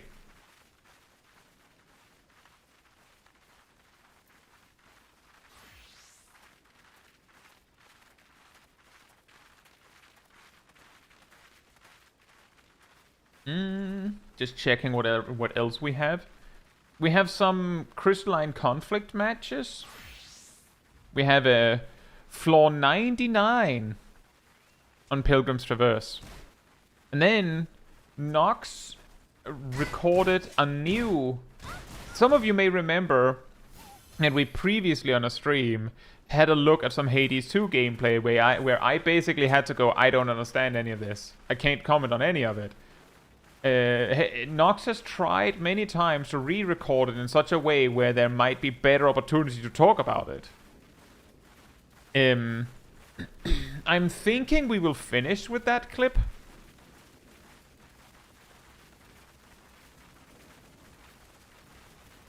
But now you know. That is what I mean when I say we have a clip like that.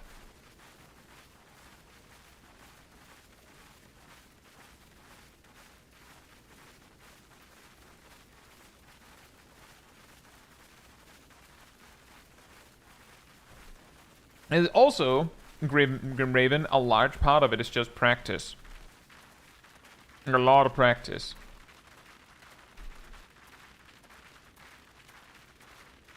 It's not quite the same difficulty as, you know, blind proccing a Savage fight, but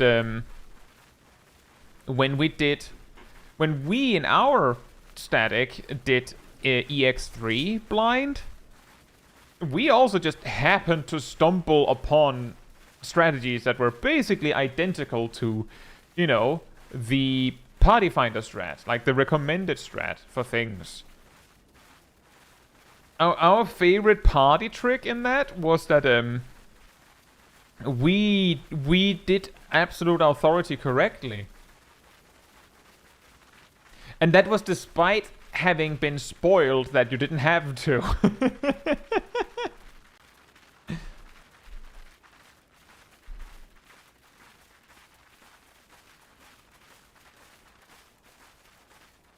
Like, we straight up knew that there was something about it being something you could basically ignore, but we didn't. In fact, I think our knowledge of that being the case made us even more adamant that it had to be done correctly.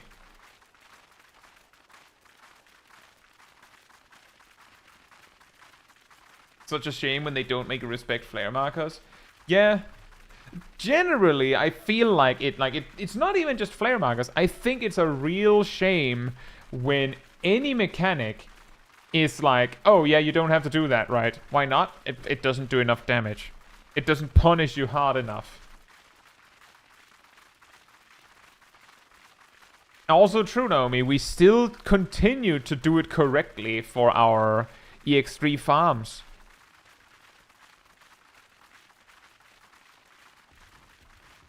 Zarb says, that's why I hate tank invulns. See our towers in M7S. Oh yeah, that didn't even move the needle for me because that's how we do it too. It was just, yeah, that's how that mechanic is dealt with, unfortunately, question mark. The only way you can prevent that from happening is either by tanks not having an invuln or by making it so that, oh yeah, that mechanic doesn't care whether you have an invuln. Like, there's a few ways to do that. I think, just based on very recent... Okay, sorry. Very recent memory, the current Unreal... Uh-oh. Oh, never mind. The current Unreal has a tank buster that basically puts a debuff on the tank and then winds up a punch, essentially. And the punch doesn't kill the tank, but the debuff makes it so that when it runs out, it bursts for damage on the raid based on how much damage you took during the debuff. So if you try to invuln it with like with Holmgang or something at least, then congratulations, you didn't die. But I have some bad news about the rest of your team. Which is also a way to disincentivize this, is by making it so that, yeah, you can invuln it if you want to. It doesn't work. If they wanted you to target, if they wanted you to do the towers correctly, they should have targeted the healers. Fight designers are not stupid. They choose to make mechanics able to be tank invulned. Also true. Also true, which is also why I present it as like, it's pretty obvious how you would prevent it.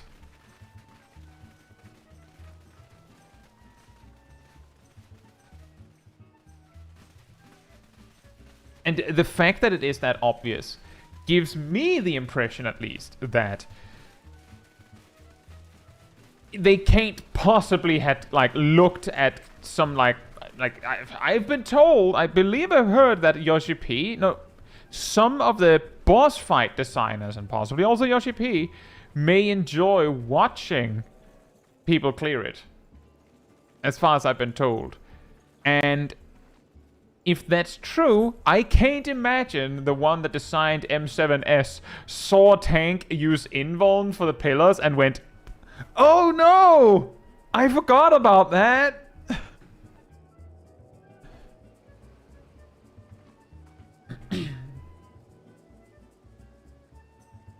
But it doesn't change the fact that it does feel a little bit like they present this challenging mechanic to you, like, oh, we need to heal, like, we need to tank this thing and then heal. And then it's just, nah, you just have a tank do it. You just have a tank do it. Oh, right. Of course. Like, I get that. And also, I think I've talked about this a few times before, but as it stands at present, right now, in Final Fantasy XIV, if, hypothetically, invulns were removed, just next patch drops, boom, and it just says patch notes, Hallowed Ground, Holmgang, Super Bolide, and Living Dead have just been removed, then a lot of things in the game would need to be changed. Because there are definitely mechanics that are like there's possibly some where it's like, yeah, players decided to deal with it with an invuln, but I can't imagine that there haven't been made a bunch of fights where the designer basically went, all right, and this is the thing that the tanks will use invuln on, so that they can't use it on this other thing, and things like that. So these fights would have to be reevaluated in some way or another. And just giving the tank like an even bigger mitigation, kind of, it's not quite the same, but it gets close to just reintroducing the same problem. If you replace the invulns with, the tanks just have like a 90% mitigation button, then that will reach a point where like some mechanics can still be trivialized with that, but it also comes with a little bit of a problem that you learn the ultimate mitigation button at level 50 or so. It's a little weird. Nothing wrong with that. It's a little weird. Like DPS, for instance, keep learning an even more ultimate attack move every 10 levels. Healers sometimes do that too, and tanks do that too. But the ultimate defensive button, that's level 50. Or 42 if you're a warrior. I think it's 42. Is it 44? 44? 42? 42. And that's a little funny, at least to me. If you think about it. And if you have the the difference is also that with damage moves, you can pretty much always go even further beyond by just going, oh, you already have the ultimate attack move, you say? Okay, but This one has 100 more potency. Amazing! But with mitigation, it's like the difference between the hottest possible imaginable temperature and the lowest imaginable temperature is like, there will be there's a minimum. There is 0. But unless physics actually makes it impossible for a heat to go even further, you could always just get a little hotter, a little warmer. And mitigation is basically the coldness, while damage is the hotness. And just as being able to deal with it using invuln is an option, not a necessity. Until you reach ultimate rates. Here, tank invulns are required, or you will not have cooldown somewhere else during the raid. Yeah, exactly. And the reason why that itself introduces a problem, if, for example, invulns were removed tomorrow, or the next patch, is that all these old ultimates would then be unbeatable. But this kind of approach of saying, oh, actually, we have put mechanics in that you basically need your invuln for, is also a way to design a fight with the express knowledge of what options you have. It's the same as if you went into a boss fight and the designer is like, okay, by normal mechanics, the party should have an LB3 at this point. But I don't want them to have DPS LB, and I don't want them to just rest with a healer LB afterwards. So I need this mechanic here to require a tank LB or they die. And that would eat that. I'm not saying that is a specific scenario that exists or that specific sequence of logic exists, but that is a way to do it, is just go, well, I know that they only had, like, that I can steal this option from the players by doing this. And if you then remove that option from the players, then, well, that fight is no longer beatable, because there was a reason why it steals that option. It's because it's the only solution to a specific query. I'll say, Red Master, hope you're doing well. Yeah, kind of like Uber intermission in a way. Turn it into a duty action? That would be a way to do it. Just those specific fights, tanks get an extra bonus action.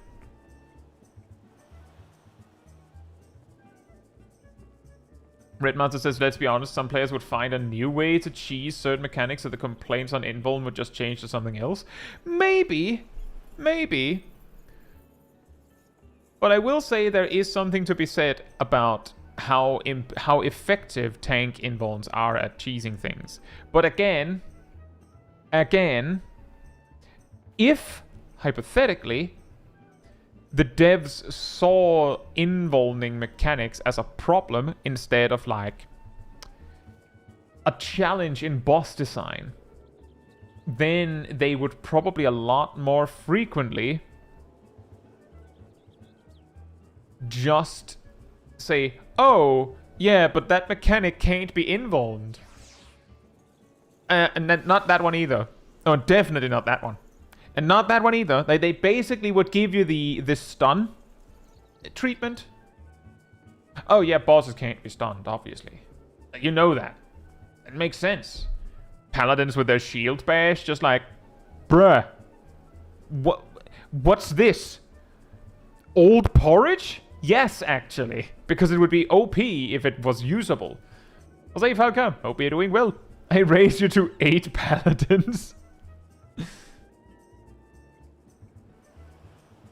But that would be a way to do it, is if the boss designers actually went, I can't design the fight that I want because the players will just cheese it with this specific thing. The last resort there would be just to go, oh, yeah. There's a tank buster there, and incidentally, they're exactly 4 minutes apart. And then people bring warriors. And then the warrior just becomes a pancake, just like, but I used home gang, yep. Doesn't work. And then you have to do something else. It's like, that is a way to do it. Can't skip Saw, just bring 8 tanks so you live this mechanic. You know, the funniest part about that is that, as I understand, back then, skip Saw strats for most party finder groups required you to solo tank it. Which meant that skipping Saw required that you had several other things be very hard. Because after they finally added a new fight where Shield Bash is useful. True, you can use it. I believe we actually had some thought, some consideration about whether we needed that, since we've done this raid tier with only one melee DPS.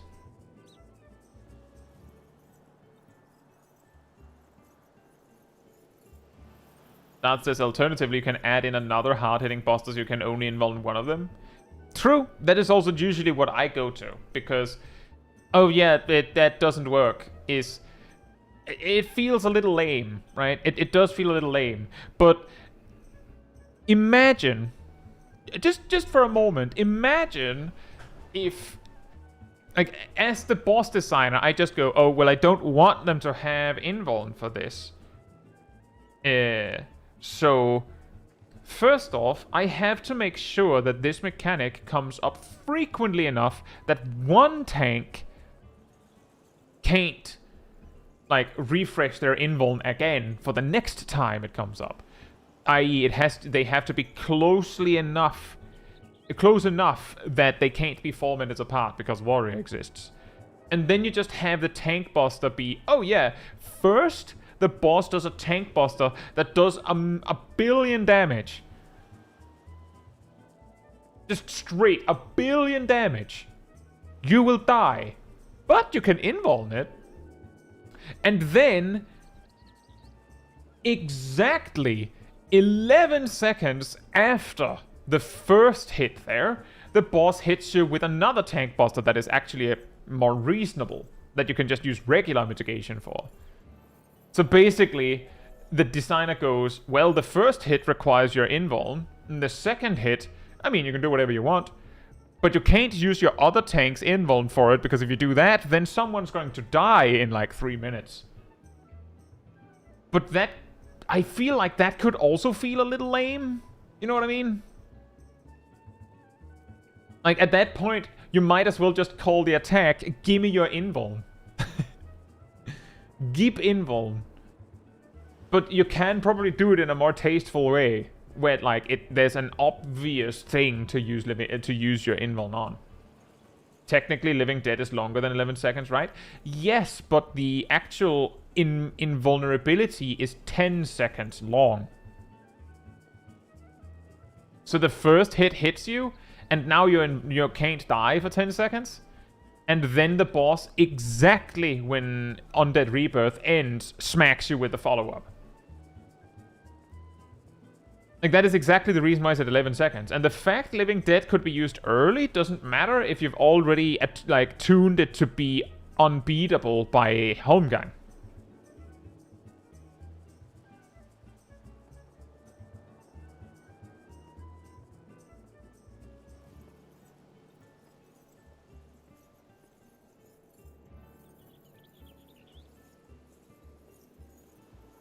Hey, Dragon Soldier. Hope you're doing well.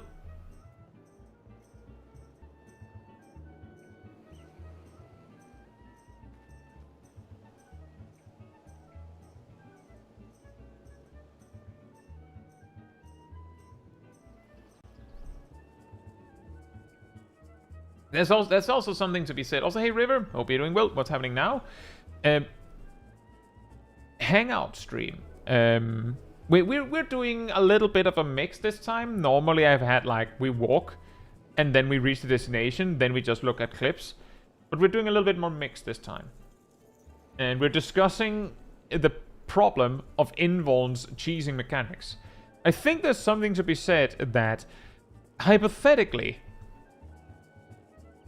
on M7S, just to give an example, if they wanted to prevent the tanks from cheesing the center pillar with invuln, they could have had 3 pillars appear for that mechanic.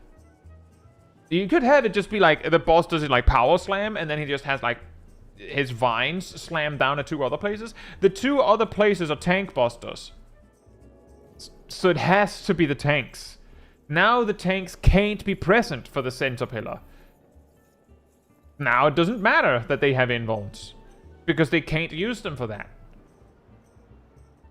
That's also a way to do it. Just occupy the tank with something else that they have to do when a mechanic is coming up that is very convenient to use an invuln for. Just, no, actually, you have to do that, unfortunately.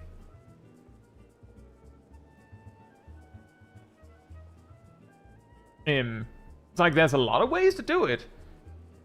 But I do see how there's probably some players that feel like it can make boss design a little stale sometimes, or can feel that way, because every time a mechanic appears, it either can be cheesed by invuln, or some other mechanic is basically playing like goalkeeper and going like, nope, you can't come through here. I'm taking the invuln.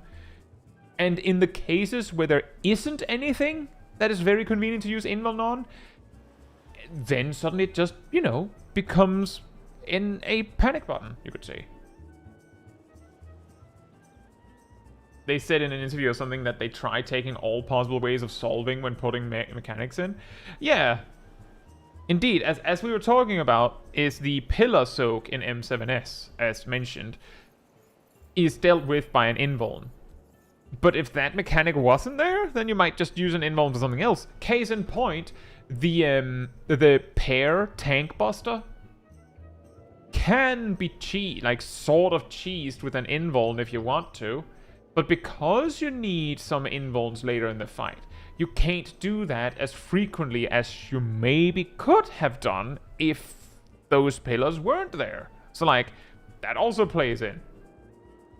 But I can, again, also recognize that it does for some players, and again, I believe the kind of player that would feel this way about invulns is the kind of player that feels like invulning a mechanic is not actually acknowledging the mechanic and not actually solving the mechanic.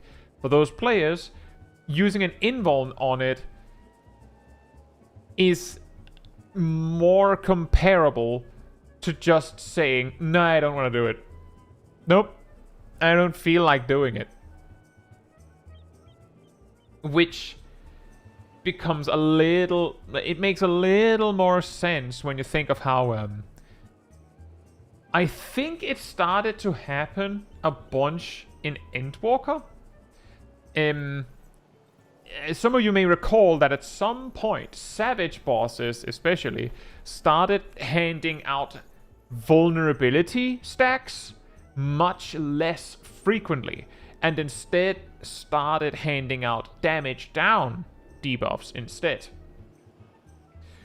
Part of the reason being that when it is a vuln stack, if it doesn't kill someone, then the party can just go healers adjust and just eat it. And just keep uptime or whatever. But if it's a damage down, then the individual has to, like, before they meme on this mechanic, they have to weigh whether the damage loss of being damaged down is greater than the damage gained from ignoring it. And most of the time, even like a 20% damage down is big enough that there's no way that it isn't a damage loss overall.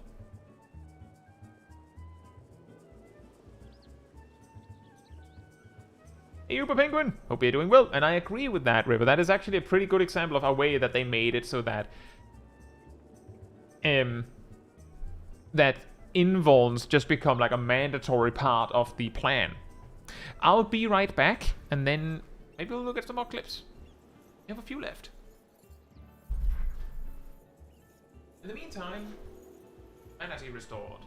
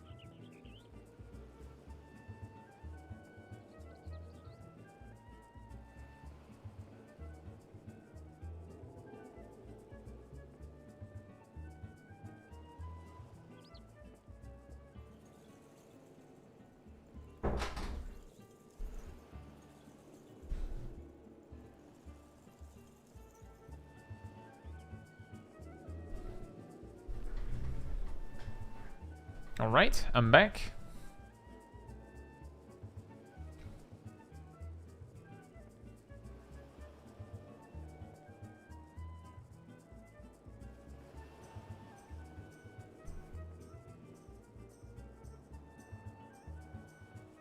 That is actually a pretty good point, River. That with all the mobility options mages have been given, it's a lot more likely that a healer has movement problems. And also, pretty interesting in boss fight design, I think I've talked about this before, that when we look at boss fights, because bosses tend to have, you know, mechanics that are like this targets the melees and this targets the ranged and things like that, it is pretty likely that when it targets the ranged, it, you know, targets a mage, range, like it'll target the players that are the furthest away typically, which would mean that it would have to be the healers and a ranged and a mage, things like that. Because if it targets a melee, then like it's probably a mechanic that you can't put into melee range reliably. And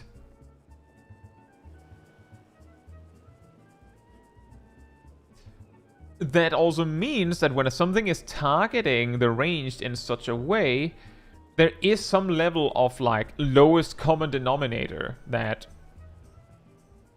if you look at all of the jobs that are considered ranged, the one that is the least mobile of them all, who's that?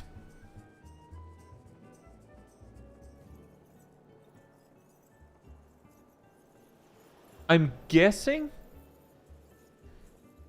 that it actually lands somewhere in the It's almost definitely healers duking it out over this one. And if White Mage didn't get Zoop in Dawntrail, I would probably just had said possibly White Mage. It might not be as bad because, you know, they could spam Lily spells. And then it suddenly becomes like I'm specifically thinking somewhere between Astrologian, Scholar, and White Mage. Astrologian has also gotten a lot of help thanks to Lightspeed on being able to move a bunch.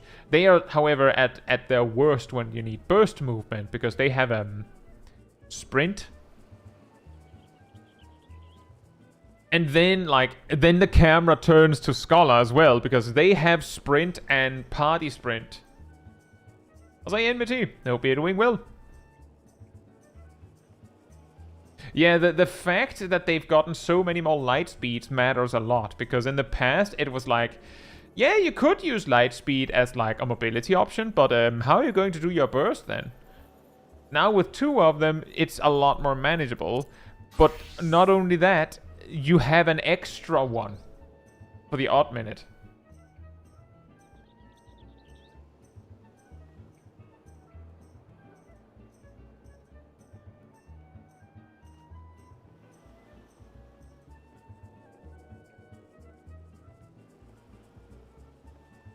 But the main idea here that really matters is that whatever is the lowest common denominator is like if you, a boss fight designer, is designing a mechanic and you want it to be really hard, right? Because if you're not like pushing the limit, then you just have to be like, well, anyone could do this by just running. Like, it's no problem.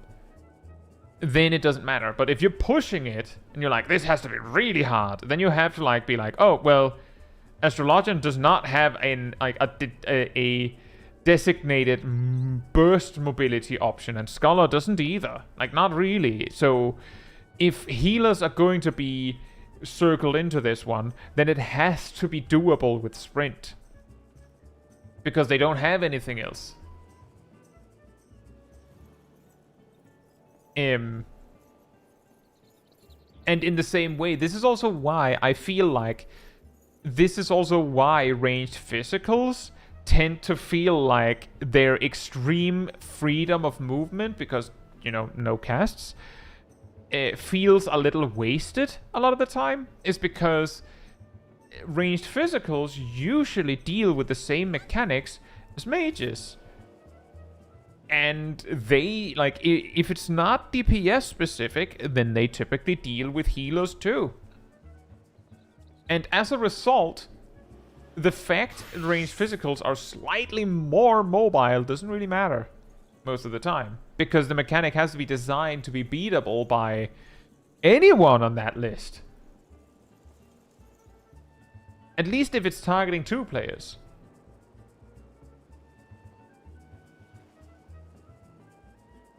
Gazel also said before 5.0 only Astrologian had single weave space on regular attacks. That's true.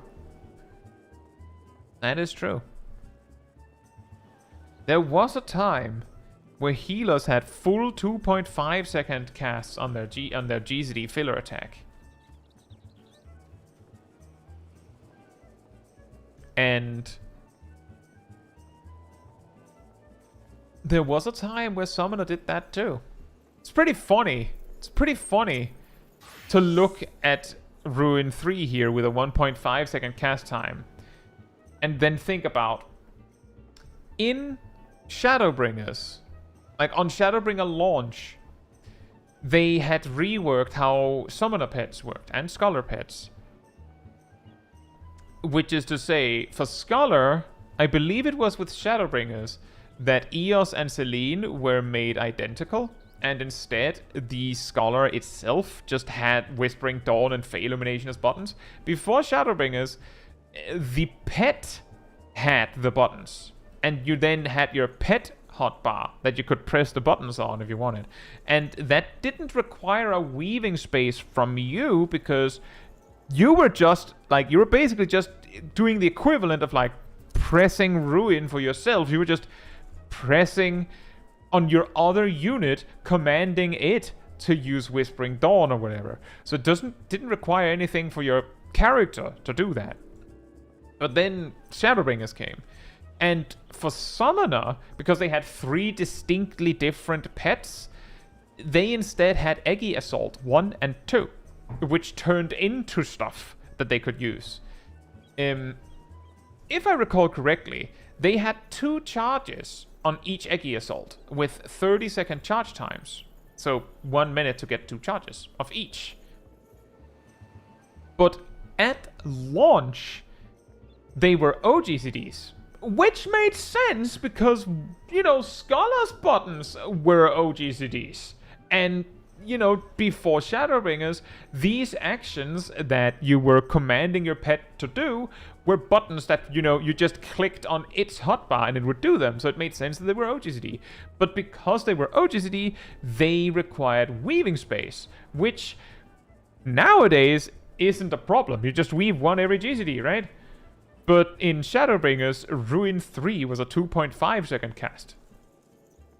So the only way you could weave these abilities was by using Ruin 2, which back then was the same as Scholar's Ruin 2, in that it was just an instant, but a lot weaker.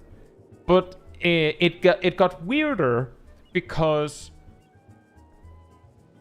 before Shadowbringers, I believe various pet attacks could randomly give you further Ruin or something like that. Yeah, I haven't gotten to that yet, Gazel, but yes. Before Shadowbringers, I believe it was different attacks from the pet could give you further Ruin, which turned Ruin 2 into Ruin 4, which was slightly stronger than Ruin 3 and was instant. But it turned Ruin 2 into Ruin 4, so you didn't have the choice. You could only use Ruin 4. But with Shadowbringers, they made it so that Eggy Assaults 1 and 2 gave you 1 stack of further Ruin, which stacked up to 4 conveniently. And that again would lock you out of Ruin 2. Which itself wasn't really a problem, but the thing is, you wanted to save your Ruin 4s for burst windows, for instance, and alternatively as movement options, because that was, you know, movement but not at a loss, whereas Rune 2 was movement at a loss. But because you had so many weaves, it was really awkward. Granted, Dreadworm Trance, which was separate from Summon Bahamut, made your spells instant. So you could weave them there, I guess, but that still meant that you had these, like, OGCD buttons you couldn't really use. Not really. And it also didn't help that every other Dreadworm Trance by the time you hit level 80 would be Firebird Trance, meaning you didn't have your pet. So what do you do then? So it got really awkward and very jank. Like, the long story short is that imagine... Well, not even, I guess not imagine anything. Just consider that you had more OGCDs than you had weaving space. Doesn't work. It straight up just doesn't work. Hey, Mister, hope you're doing well. And yes, as Gazel said, very quickly they discovered that giving a job that many weaves and no space to put them in wasn't very good. So they made the Eggy Assaults instant. They made the Eggy Assaults instant GCDs. Meaning that now they were the mobility option and the weaving space, ironically. Which meant that before the change, Summoner didn't have any weaving space. So they couldn't really use their Eggy Assaults. After the change, they didn't need the weaving space anymore. Because they turned the thing that they needed weaving space for into the giver of said weaving space. Which I think is very funny. And then Endwalker came, and here we go. Now, here we are now. But I will say there's something funny about healers in this whole conversation. Because I remember in Shadowbringers that, you know, it might not have been like that for everyone.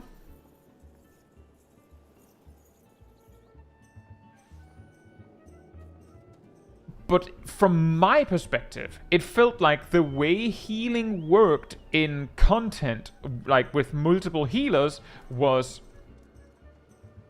if you had a white mage and a scholar, then if you needed to heal something like at a moment's notice, then it often landed at the it either landed at the scholar's feet because they can just use Rune 2, or it would land at the white mage's feet simply because, well, they could use a Afflatus Rapture or a Afflatus Solace or something.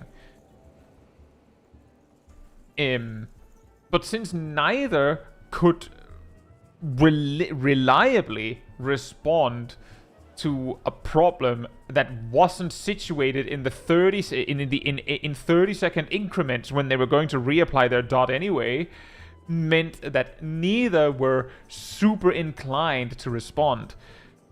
Which means that if you had a party consisting of a white mage and an astrologian, which made sense because astrologian had nocturnal sect, meaning they could just switch to barrier healer mode, and it was all good. But astrologian had a single weaving spot after every GCD. Like, Malefic was 1.5 seconds back then. So that meant that if you had a white mage and astrologian, then a lot of the time it fell on the astrologian to respond in these cases. And if you had a scholar and an astrologian, then the astrologian used diurnal sect and became pure healer mode.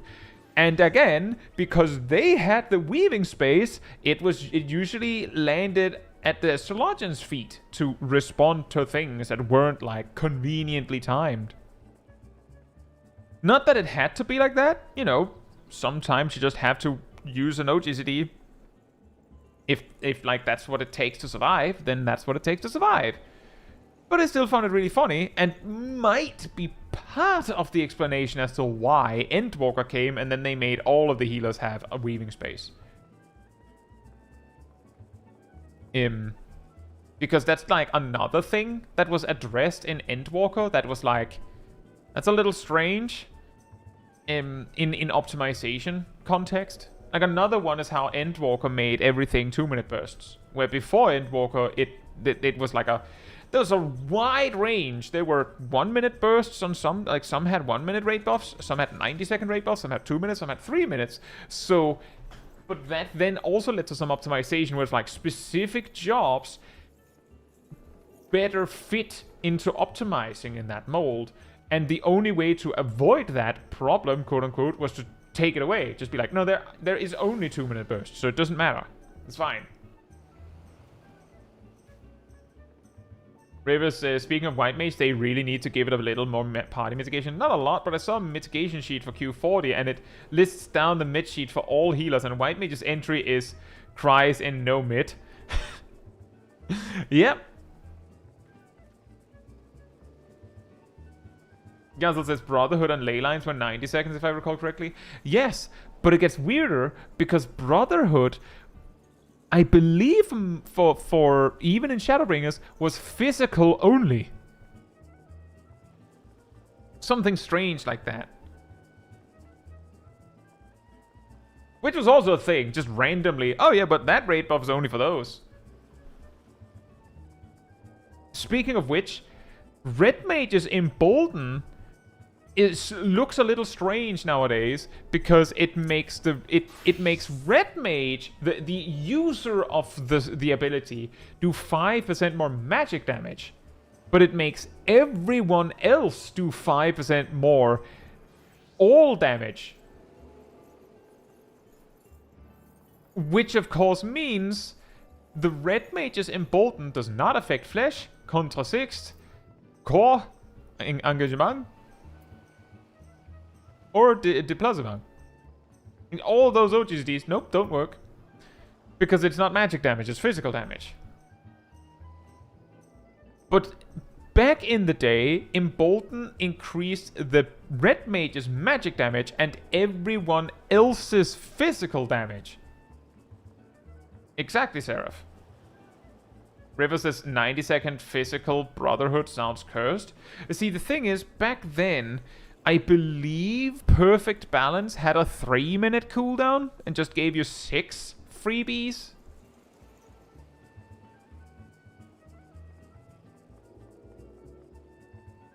And it didn't have charges.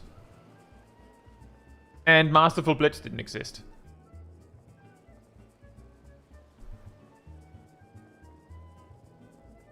Monk was weird relative to what it is now. Monk is still weird. But let's just say that that Monk might not have cared that much about that weird piece of jank back then.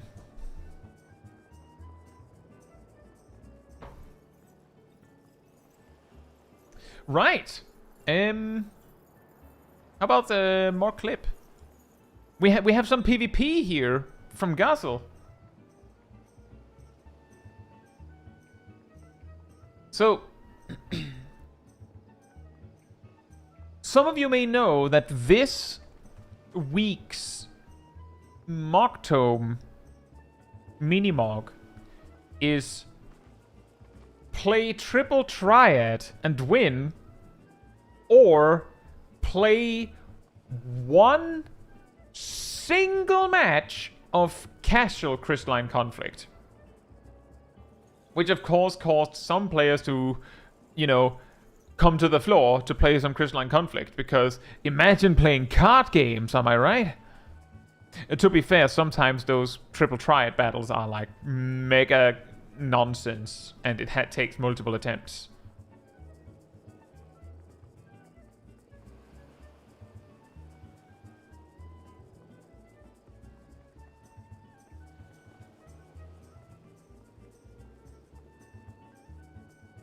We've had a lot of quiet clips today.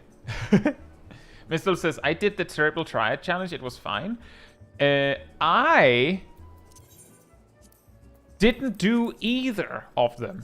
I finished my weekly objective and did a bunch of gold saucer stuff, and I have gotten all of the things that I wanted. So I don't care about those 10 extras.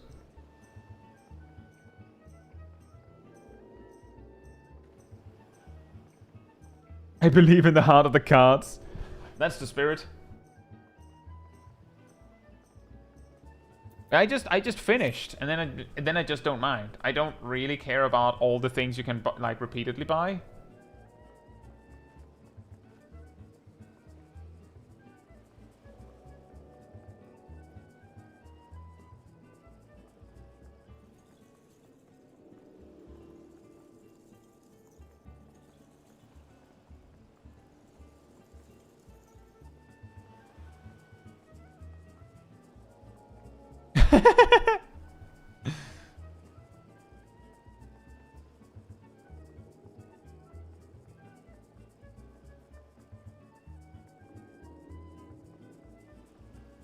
I've never played this map myself. I know a little bit, but I don't actually know that much.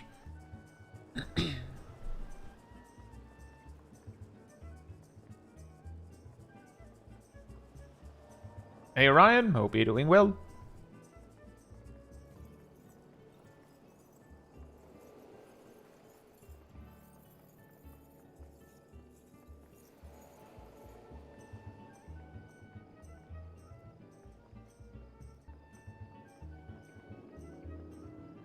I usually don't do them in order, Orion. So the key thing about Scholar in PvP is that they have a dot. And they can boost the power of that dot by using Expedient. Or their Limit Break. And then they have a button to spread it, which is Deployment Tactics. And the combination of their dot and their barrier allows Scholar to make a pretty advantageous position for their team against the other team. But the Scholar itself, once it has done that, doesn't like do that much. So it relies a lot harder on its team to do things. I can't quite remember, so I have to check now the exact details because they've changed what these things do. Let's see. So receiving Adlo, whether directly or through deployment, makes you take 10% less damage for 12 seconds. And Bio reduces healing received. And yeah, that is exactly right, Tingle. Essentially, you just use Expedient and then dump a 50% boosted Bio, possibly with Chain Stratagem, because it snapshots. Then you deploy it, and the deploy actually does its full damage that it calculated on the original target to all the targets it was spread to. To be more specific, the thing that makes Bio so weird in Frontline is that in Frontline, all jobs have a hidden damage reduction effect applied to them. But some jobs have more than others. Notably, backline jobs, Black Mage, healers, casters generally, except Red Mage. They share the middle of the pack with Dancer, typically. The more ranged jobs have less damage reduction, while the more close frontliners have more. But if you apply Bio to one with less inherent mitigation, and then deploy it, then the damage calculation isn't like redone when it is applied to one of the tankier jobs. They will take the damage as if they were one of the squishier ones. I think Guard can prevent you from taking the full damage, but essentially, by putting Bio on a squishy and then spreading the plague, from there, you do a ton of damage. The problem is, that's all you do. You can use your limit... Oh, sorry. No, it's actually not the limit break. Does it? Oh yeah, the limit break still does that. The limit break still gives recitation. You can use that, and then you can do more damage, but it's still not, like, a lot. It's not enough to kill anyone outright. So, if someone dies to a Scholar, unless it's either a mega skill issue, or the Scholar was not alone.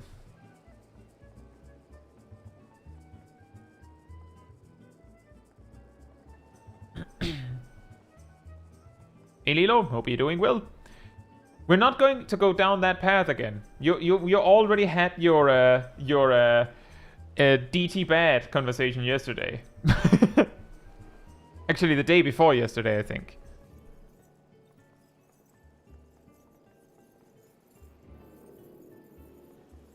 I don't care about Vuklamat's voice actor.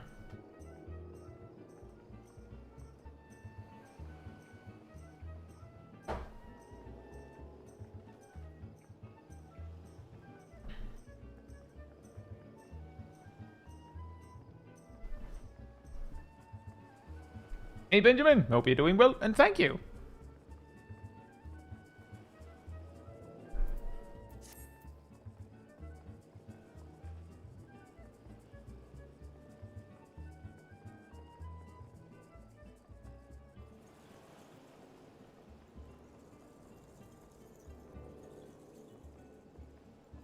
Yeah, anyway, the actual clip, where were we? The problem sometimes with jumping into PvP clips is that a lot of people that play Final Fantasy XIV a ton don't ever do PvP, so they don't actually know how the jobs work when they jump into PvP.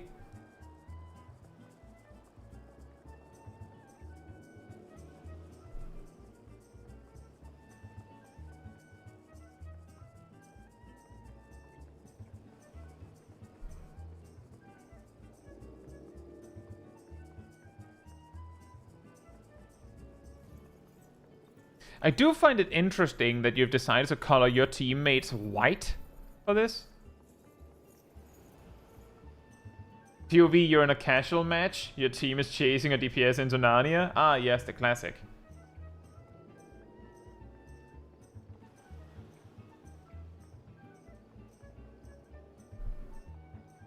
Also, pretty funny party distribution here. Blue team, 2 healers and 3 DPS. Red team, 2 tanks, 1 healer and 2 DPS.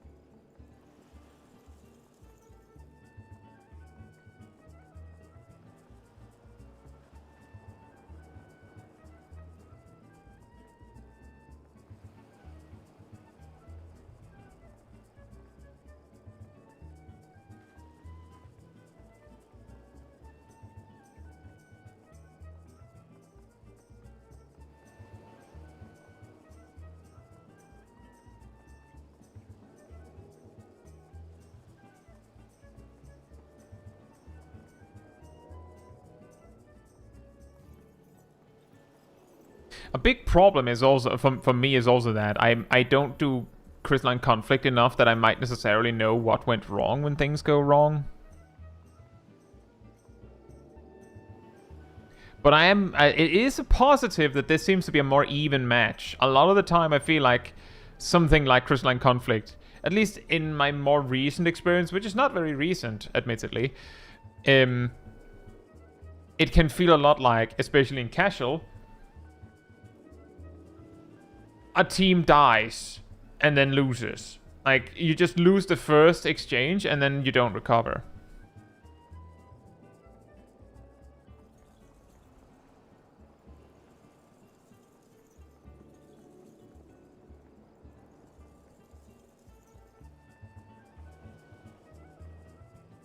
I will say, by the way, Benjamin, if you're using the daily frontline for XP and such, do take note that once you have entered frontline, you can change job just fine. The job you entered as is the one that gets the XP. So if you're leveling a specific job, you can just switch to a job you're more familiar with in PvP once you're inside.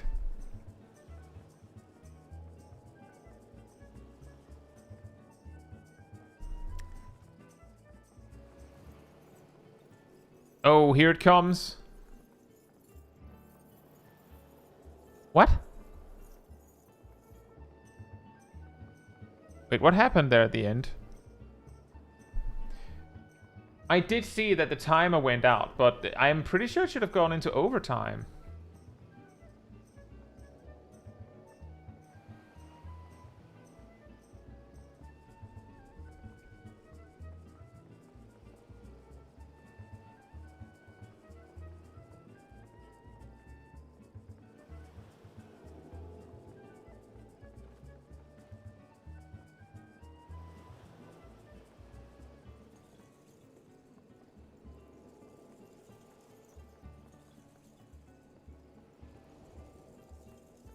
Ah, okay.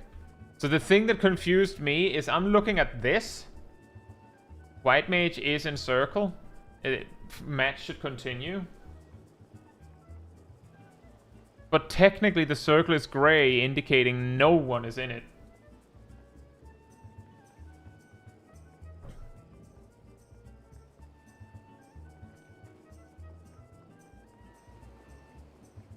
But yeah, that is at this point, or rather, at this point, I believe if no one had stood on the crystal, like with this specific scoring, then it would have gone into overtime.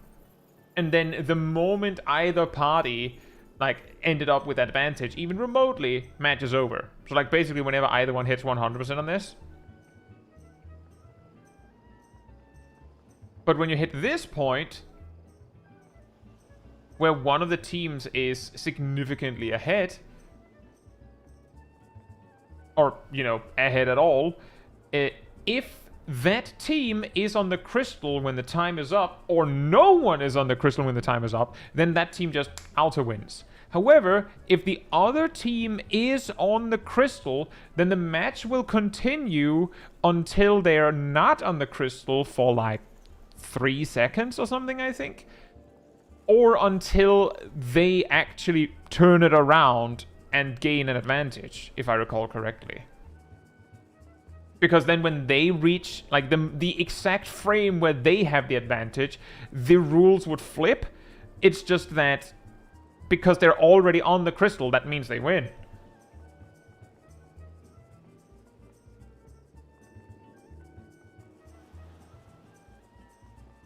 But yeah, my advice on this is it came up yesterday, I think, was between Scholar and Bard. Both jobs, I would say Bard is better at playing alone, quote unquote, but both of the jobs have a huge amount of their budget, of their toolkit budget, one could say, dedicated to support options. Which means that if your team isn't very good, then the fact that most of your value is in giving your team an advantage, then it means that you're just doing nothing. Like you're not really doing anything. I believe in Endwalker, it was a little more clear-cut how this worked for Scholar, because back then, the buff from Adlo made party members do more damage, and Bio made enemies do less damage.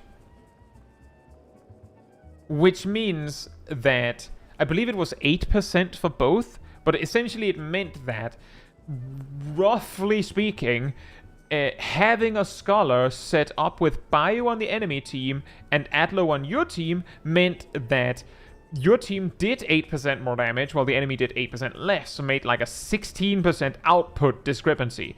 On top of that, a boosted Bio did like close to like 40% of some job's HP over its duration, while Adlo was like 7% HP shield. But the key still being that you massively cut down the potential HP of your opponent, because again, it's a dodge, you can just heal it. But the key being that you essentially make your party have a 16% advantage in value. And as long as the Scholar, once they've set up, is providing value worth like a fifth of a player, maybe a third of a player, then everyone else being proportionally 16% stronger means that it doesn't matter that the Scholar isn't doing very much. Nowadays, it's a little more complicated because Scholar's big value is that it makes your team take less damage and it makes the enemy have trouble healing.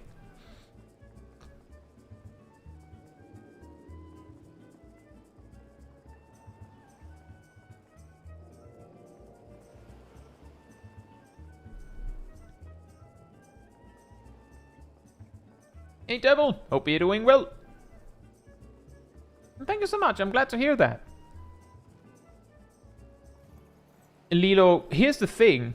Real Crystalline Conflict tournaments use the custom matches feature, which allows you to make a 5v5 pre-made.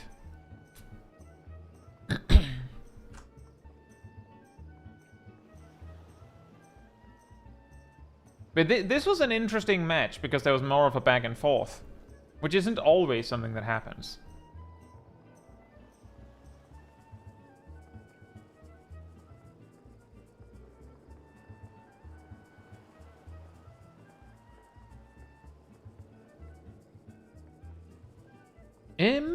Speaking of,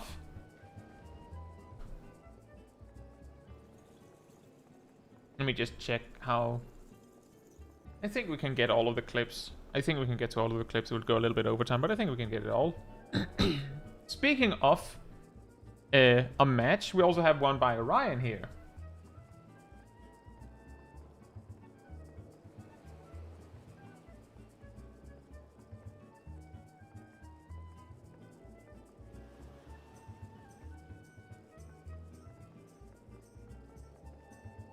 I'll probably have to check that, if at all, after I've watched it. Otherwise, it's basically spoilers.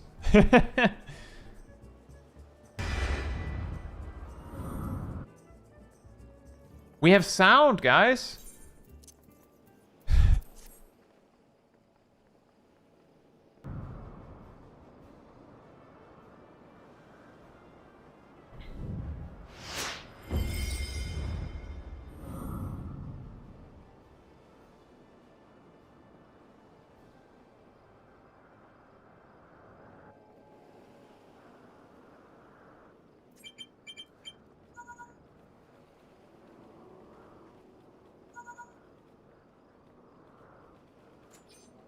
4 DPS and a tank, 1 healer, and 3 DPS.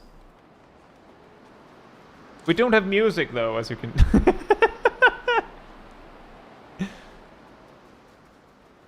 Still working on that one.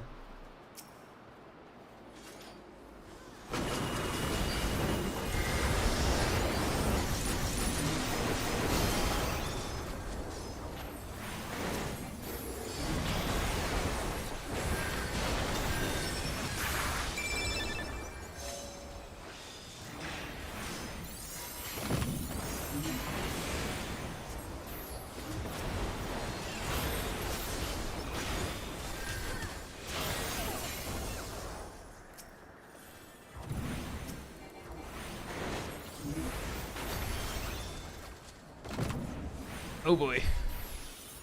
The one death was surprisingly not as destructive as I'd imagined.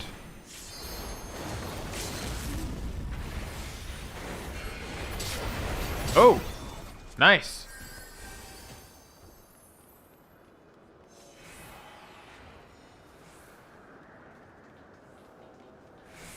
Oh, Benjamin, the reason why I pointed out is because it's not even the in-game music.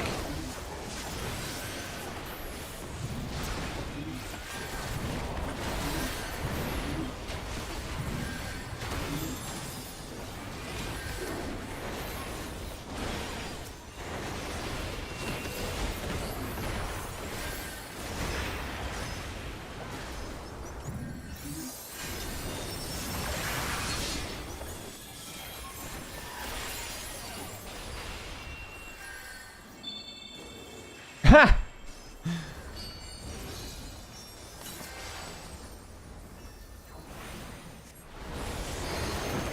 And that's looking a little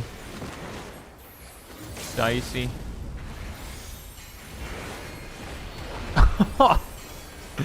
The angle on that one is incredible.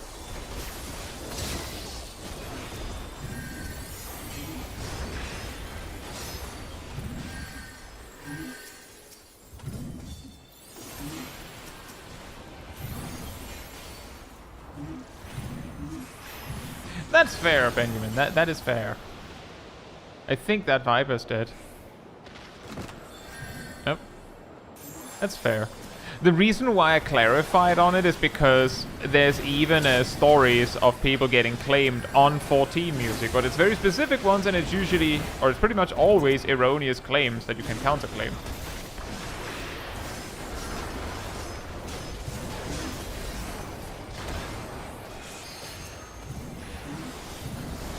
Ah, the tornado. The tornado just coming in like, nope. Somehow you're pushing the crystal.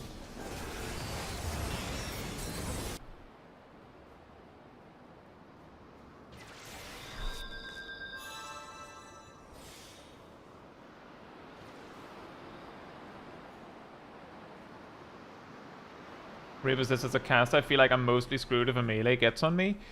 It kind of depends on how you deal with it. A lot of the time, the reason why you end up getting screwed is because you start trying to run. But a melee is also a player. They can run just as fast as you.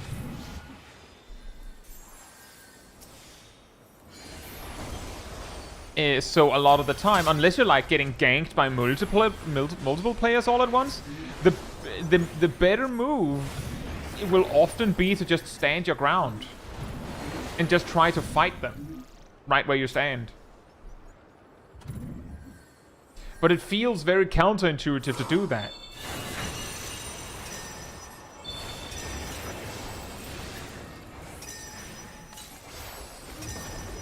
It's the Uematsu songs that are most likely to be hit, as I understand. I don't know. The only thing that I've ever had to deal with, personally, is Torn from the Heavens. If it plays if Torn from the Heavens plays for too long, mostly on its own, with only a little bit of combat sounds, then there will be an erroneous claim that is directing to an orchestral version, suggesting that the version in the game is a remix.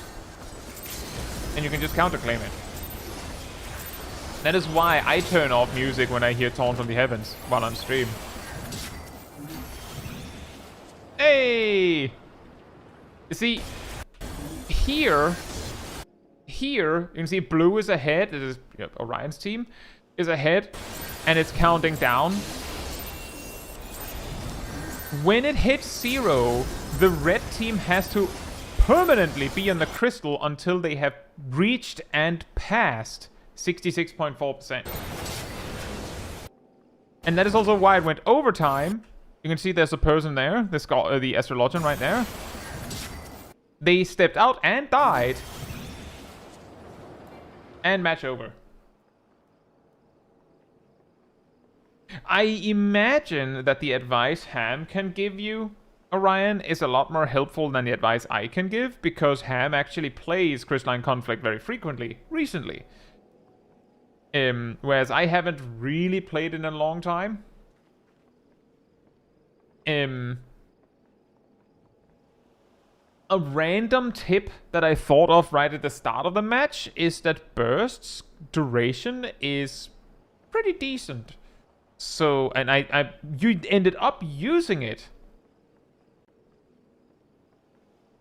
If you did end up using it, so it was not optimal to do what I was thinking, but if you are expecting to get jumped in a very short bit, then a way to like intercept that is you can just use burst with no target. Does AoE around you, but it also gives you a barrier. And it's an okay. Hope you're doing well. But that is an option. It's not optimal because you're not hitting anyone with it, and burst is one of your strongest attacks. But if you're expecting to get slammed, then having the barrier preemptively might outvalue having it as an attack, because it takes a bit for the barrier to set in. Let's see what Ham said. Considering I will probably not be present when this gets reviewed on stream, I will add my 2 cents here. I hope that is not a problem. Disclaimer, the following is mostly my opinion, and some of it might be wrong or bad advice, so follow your own discretion. Crystalline Conflict is a team-based game mode, and the dynamics of how both your enemies and allies play creates a lot of scenarios where there is no objectively correct course of action, and what sometimes would be an exceedingly stupid move can somehow end up winning the game. That is correct.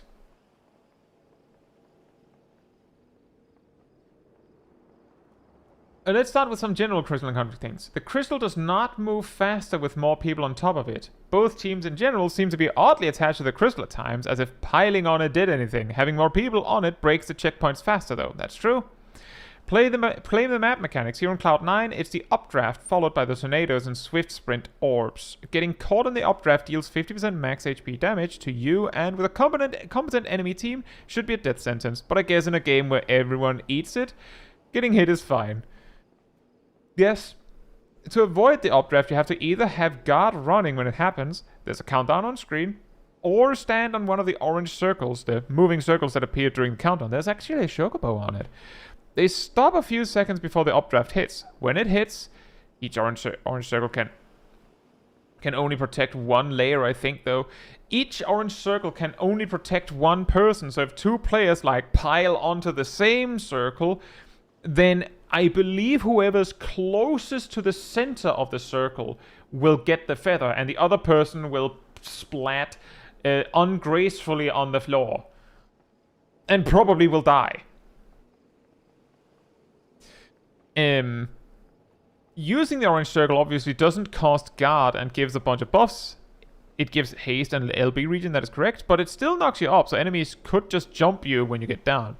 I think the swift sprint orbs are self-explanatory, or let's see, and don't needlessly run into the tornadoes circling around the map while the weather is all stormy after the updraft. Instead of doing that, you could have just run away to the health pod of your base, for example, and used a pod. That's true. That was the part where I believe Orion just got tapped by a tornado. When your team... I'm reading it out loud because I do recognize that it is very small on your screen. When your team has overtime, get off the crystal and into a favorable position for your job. If a favorable position is on top of the crystal, you can get on top of it. For a black mage, that would be a point off the crystal where you have line of sight on the crystal and possible escape routes for enemies. If you need to get onto the crystal, you can always just manip onto it. Indeed, because you can just manip to an enemy. Unless there's an enemy on top of it and no ally, you have no reason to be there. And also, just to add to this, a little bit more clarification. The reason why a black mage would want to step off the crystal and away from it is because the enemy team... Again, only one of them has to be on it to prevent overtime from ending. But they will generally feel a lot more incentivized to stack on the crystal, which means that a black mage that is off the crystal is unreachable by a monk, mostly, a reaper, mostly, and a warrior, mostly. Because the warrior can only get to you by yoinking you in, but you can just leave again. And the monk can only get to you with very specific attacks, and that also applies to Reaper. So they're kind of just standing there. The Dancer's also limited at what it can attack you with. And just to look at your own team, the Dark Knight and Viper would have limited options to hit a Black Mage at a distance. So that is a way you can, like, exactly cause problems for the team. And it doesn't cost you anything, because you're ranged. And then finally, don't just press recuperate to press a button. You used multiple of them while at full HP. You seem to have a tendency of over-recuperating. Yeah, that is probably a little bit of a panic button situation. Not much of a Black Mage player in Crystalline Conflict, so I can't say too much about that, but there were a few things apart from the stuff that I already mentioned previously. By the way, Tanuki, I have not ignored your message. I have seen it. We're just doing this first. Xenoglossy does everything except your laundry. This includes healing you. You had both Xenoglossy charges up for a long time at the time of your death. A short list of what Xenoglossy does. It's one of your top single target damaging spells, one of your most accessible mobility options without having to switch to ice. Emergency sustain.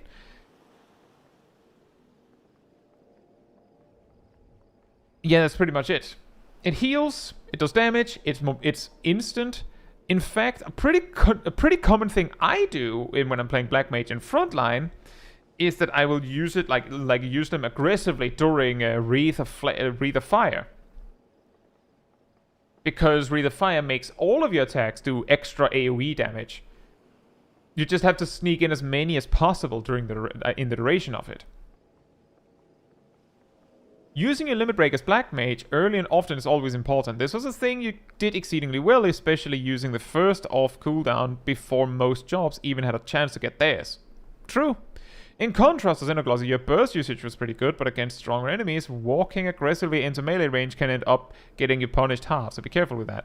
I will say, just counterpoint to that if you have a plan You could walk aggressively into melee range, burst, and then manip away to someone at a distance. Whereas manipping in and then bursting leaves you with no escape option. So if you are going to do that, having an out with manip is a good idea. It's hard for me to say anything about the weaves usage, as that one is highly dependent on the way the match turns out with how the enemies and the rest of your team play. One thing I will say though is that both wreaths have good synergy with the spells of the opposing element. Especially Wreath of Fire works exceedingly well with ice if you don't have other instant casts to keep your uptime during its duration. That is an interesting point. I hadn't actually considered that's how that works. Because, indeed, both elements work really well with Wreath of Fire, because Wreath of Fire just adds flat extra damage on your attacks. Wreath of Ice makes you take less damage and also counter attacks, like a Thorns effect. And in a way, that means that Wreath of Fire is better for Ice because Ice does less damage, meaning that the additional damage from Wreath of Fire is proportionally greater, while Wreath of Ice presumably has more synergy with fire spells, because fire spells have cast times, meaning that you can't run away while doing that. And if that matters at all, then you standing your ground and attacking someone in fire, like if you're getting ganked by a melee, having Wreath of Ice going, making you take less damage and hit back on enemies attacking you, and then just standing your ground and spamming fire spells is a lot better than using ice spells and running away, because they can keep up with you. In fact, some melee jobs have regular speed boosts that mean that you can't actually outrun them if they want to get you. You can't just casually walk away. A bit about the team. The enemy team was really good at stacking and taking as much AoE damage as possible. The monks seemed to be good though. They were running disruption pretty often and got good damage off. You should be a bit more aware of what a monk is doing to you so you don't suddenly explode to the burst. Yes. You might want to consider putting the enemy HP interface element to a more central position, making it making it bigger, as often you want to choose your target not based on HP but on MP instead. That is a good point. Unless you can prevent them from healing, then them being low HP might not matter. Did you notice that your dancer never partnered anyone? I didn't.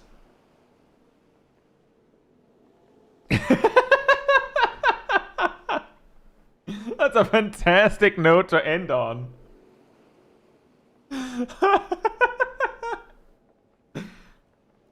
Say, Bobblers, hope you're doing well. Let's see, Tanuki said, I have a question. I'm trying to learn Recollection Extreme. And I covered 2/3 of the fight's mechanics. Am I learning slower? Is this normal? I'm so lost right now. Everyone learns at different paces. If you compare yourself to the best of the best, then Recollection Extreme should be done in about 2 hours. At worst. But if you compare yourself to a more average player, then, you know, taking a whole day to learn it is not too bad. And each person learns at a different pace. Sometimes the reason why you're learning slower is also just because you're getting paired up with worse players, so you don't, you spend a lot of time on mechanics you know, and then you don't get as much experience with the mechanics you don't know. And then it feels like you spent more time than you actually did.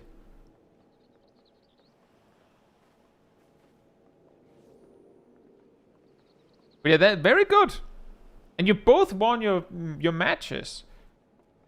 Next, how about we take this Pilgrim's Traverse run? I assume Shaq is still here.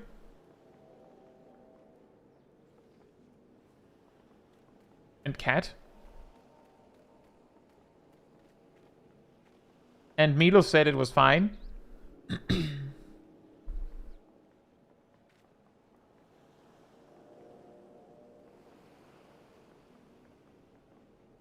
Cat's doing science with Sip. Well, I'm sure it's fine.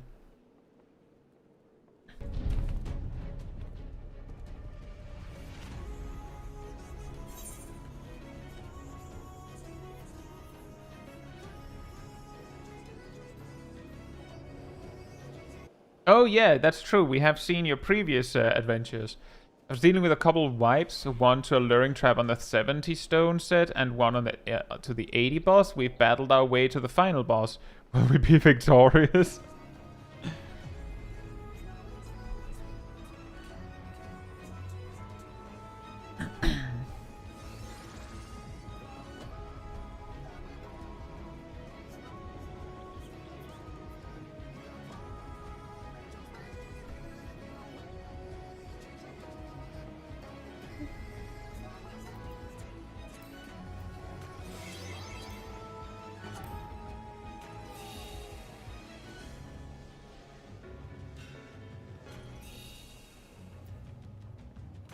Yeah, this is the time to use everything you have.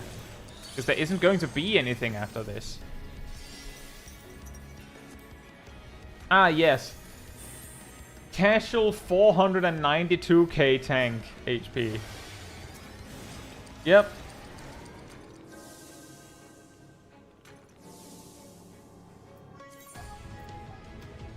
Where did I hide my cookies? Top left. Middle of the top left. There it is.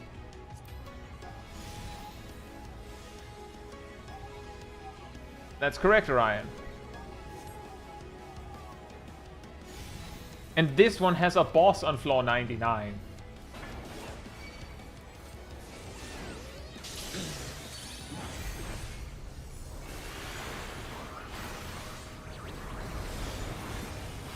And they're 3-manning it as well instead of 4.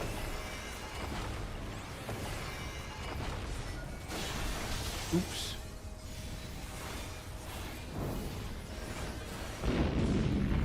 Oh. Nice choice of an explosion sound effect. I used that one too.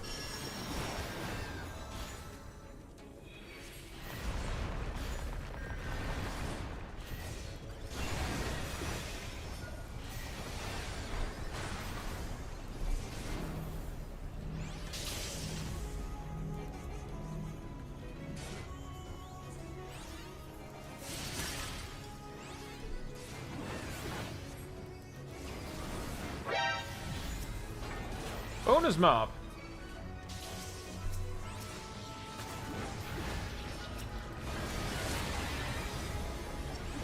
Based on the fact that it showed a text mentioning that they had unlocked the boss, I am going to assume, in case it wasn't specified, I guess, that this is the exactly the first try. It was the first pull, yes. You prevented your ether from being drained.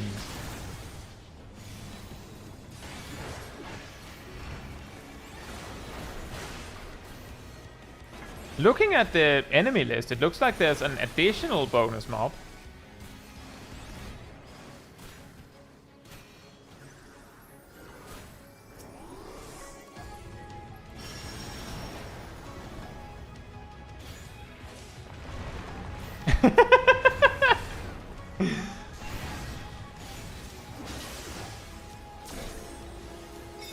That's a pretty cool circling AoEs.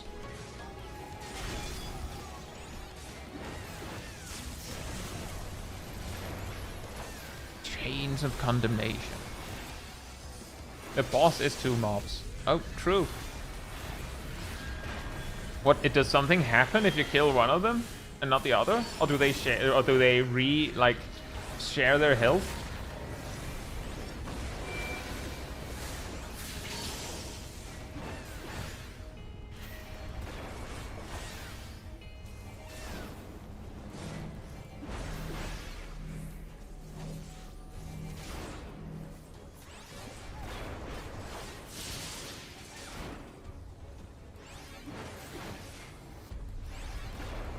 One gets a region if the difference is too big. Oh. Wow. That's a new way to do that, I suppose. Well, not new, but I don't think I've seen that one before.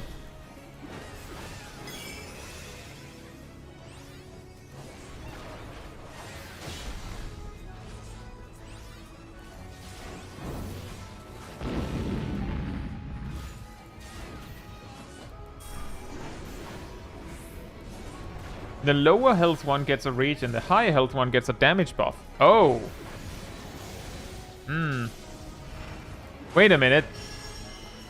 Is this hero mode? There are Phoenix Downs left. Oh. It's getting close to hero mode.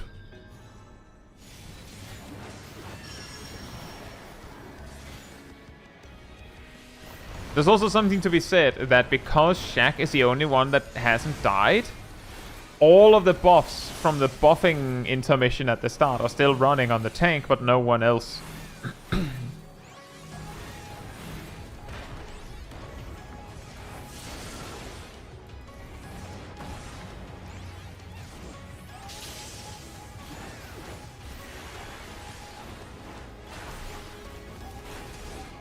Okay, stack up the bigger the difference. Yeah, that sounds familiar.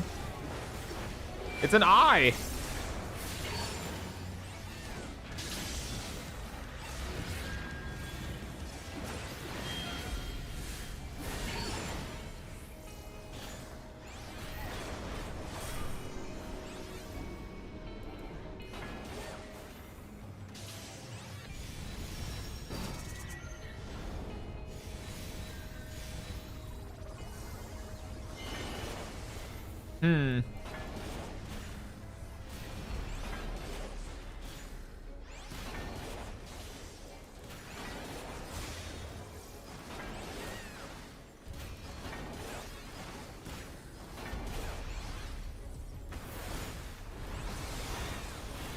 I can't quite see how those work either. Oh no! Welp.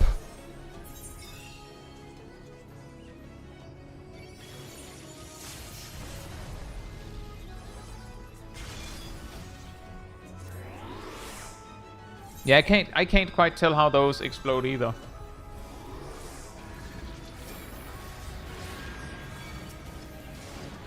The puddles give you a 3-minute debuff, which allows you to damage one of the bosses. Oh, that changes some things. I was exactly thinking, can't you just focus one?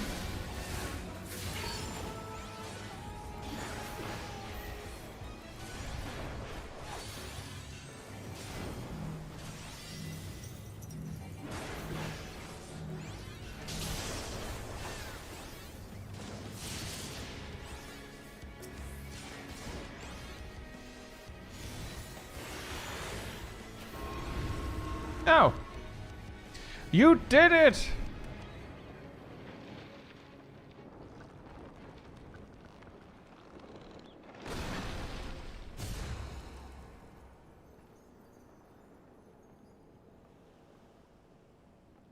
You did it, Goku!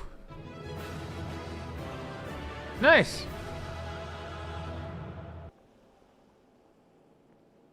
Very nice.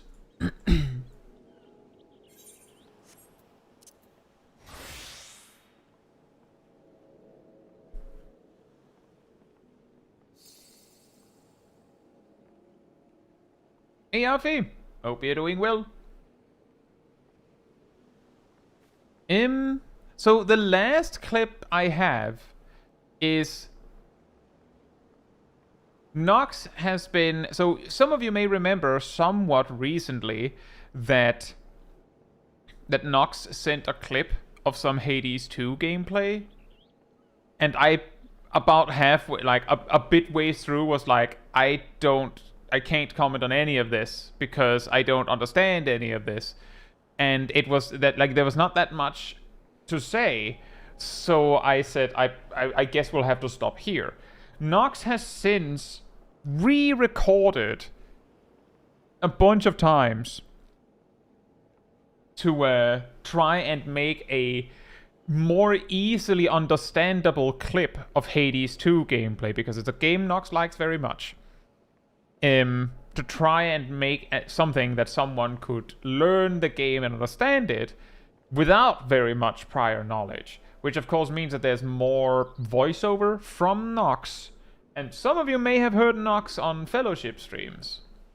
Or even on our Extreme stream some bit ago. But I have never played Hades 2. I've played Hades 1. I have beaten the game technically, which I don't think is how that works, because like that's not how that game works. It's like sort of a roguelike, right? But I've played it a bit. So I know some basics, but not nearly enough to understand the deeper things in Hades 2, which has a lot of differences. But it's a 15-minute clip. We're going to check it out. And then we'll see if we all suddenly got way better at a game that some of us have never played, and some of us have played a lot. Let's check it. Hey guys, Snox. Today we're playing Hades 2, because I really like it, and I want to show it off to people, so they can get it and enjoy a really good game. First we will go over to the attacks. So, this is what is called an attack, this is a special, and this is the cast. You can hold down these buttons to get an Omega move.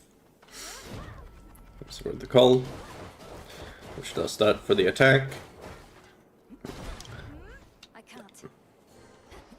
This for the special, and this for the cast. Alright. Then we'll go over the Arcana. So, Sorcerer makes your Omega moves faster, so the amount of time you need to spend channeling goes down. This makes it so that enemies move slower while you're channeling it. And this is related to spending magic. You can get hexes, they charge up as you spend magic, and this just means that you automatically charge those hexes over time. Hexes are kinda super moves, we're not guaranteed to see one, sadly, but they are pretty alright for the most part. Alright, so this means that things that stand in the circle of the cast take more damage, which is pretty nice. This gives you more HP and magic, which are red and green bars respectively. A third the HUD. and like This makes you faster. 80%. It's neat. This gives you more HP and magic over time. This regeneration. The way it works is that each god has usually at least one curse. And if you have curses from two different gods, you activate a regeneration and you get plus 50% more damage. It's very good. This gives you rerolls that lets you alter door rewards. This gives you money. This lets you alter boon choices, which combine. And then this is just extra rerolls, which is very nice. This gives you damage reduction and a bit of extra damage. That's very nice. And these two work together to basically give you bad luck protection, so that you don't spend the entire run just never to getting what anything really Nox said to that one, Athritha, which I believe is Orion. Very nice. And essentially free. I assume those 30 points to spend are also unlocked gradually. Specifically, the axe we're using is Aspect of Melanie, which just gives you more max life and some more base attack power. We'll also be using Freenos, which is the frog, whose main effect is that he also gives you more max HP. Hope you're doing well. We're learning some Hades 2 Afro's Keepsake, which from means Nox. that you can spawn one.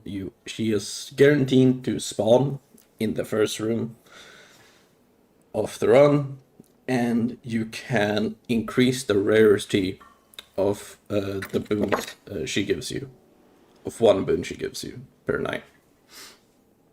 It's pretty good, and we will have it on because we want Afro. Because she synergizes very well with weapons that have a lot of base attack power. We will be running one heat, because I can't play Hades without at least the amount of time on. playing without a timer feels weird, but 9 minutes is incredibly generous, and I'll be very surprised if it drops below 4 minutes remaining. So let's get on. We are going down because it's the first thing you unlock. And we should see Afro. There she is. We're going to accept her gift. And we did not get what we wanted. We wanted the attack. However, hey, gamer fan. We got another thing Hope that you're is doing well. almost as good, which is Glamour Gain. We want this later, because the point of the build I'm going to do needs us to have this. This means that we need one of her attacks, the special or the attack, a way to apply weak, which is through Rapturing, Passion Rush, Glamour Gain, and just an extra one to make sure that we're locked in. So we got Glamour Gain, which is very nice. So I'm going to pick it, but I'm not going to rarefy it, because it's not a very important rarefy.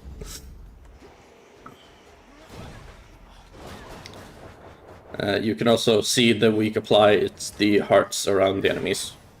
That is weak being applied to them. Weak is also a curse.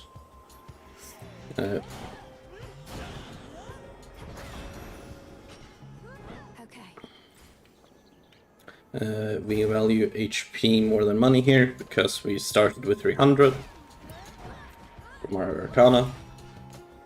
Did you just jump over a laser with the move? Or did it just look like that? As a general good rule of thumb, you want at all times to try and hit exactly 150 gold or money, because the highest cost something can be in the shop is 150 gold. That is important. That is pretty important. So as long as you have more than that, you can always afford whatever is offered in the shop. This is Demeter. We want probably any one of her casts. There's one of them.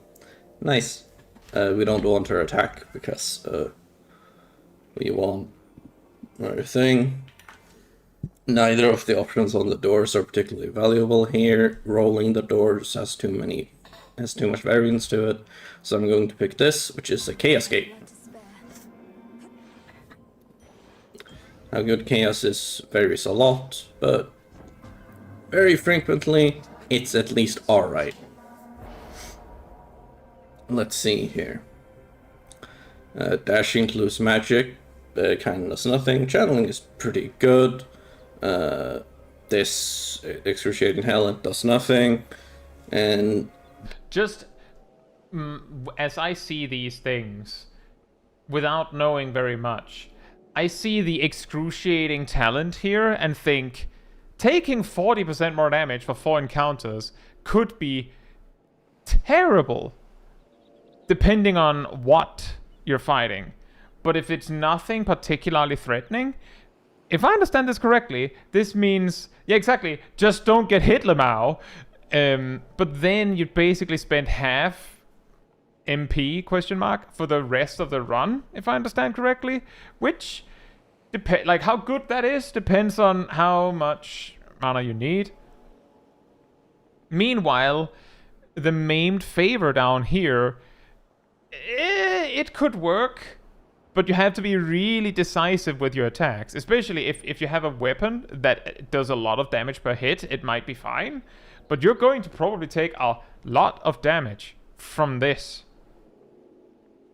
just to kill everything.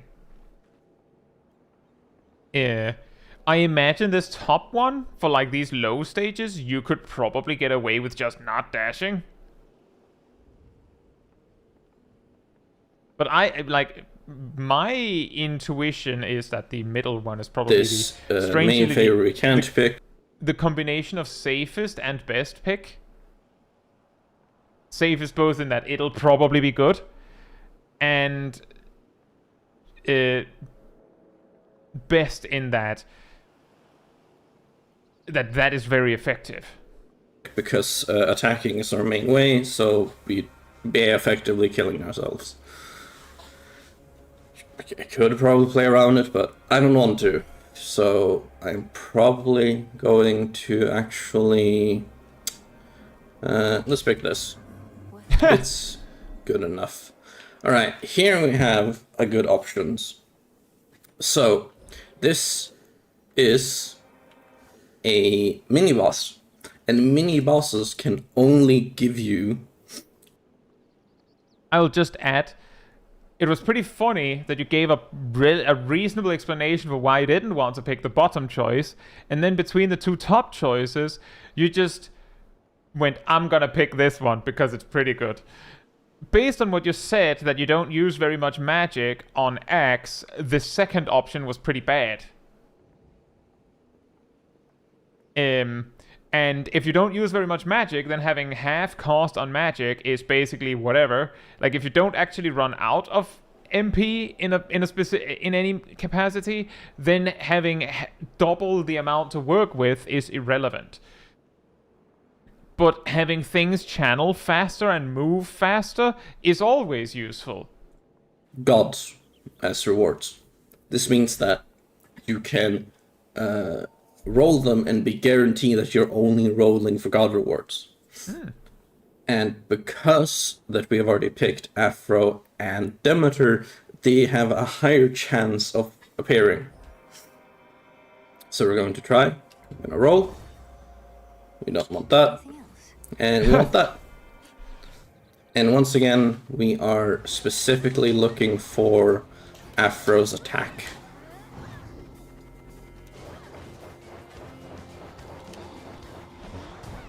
A blob of vines?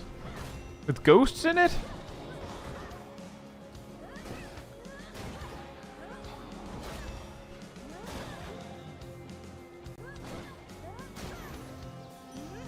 Alright.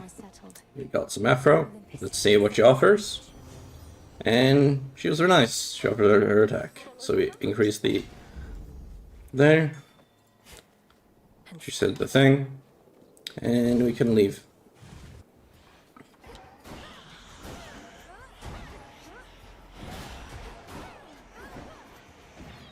You only have 7 minutes left.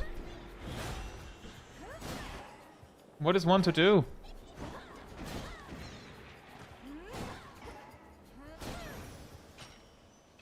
Some bones for later use. And here we have a shop. You have a lot of money. See what they offer. Alright.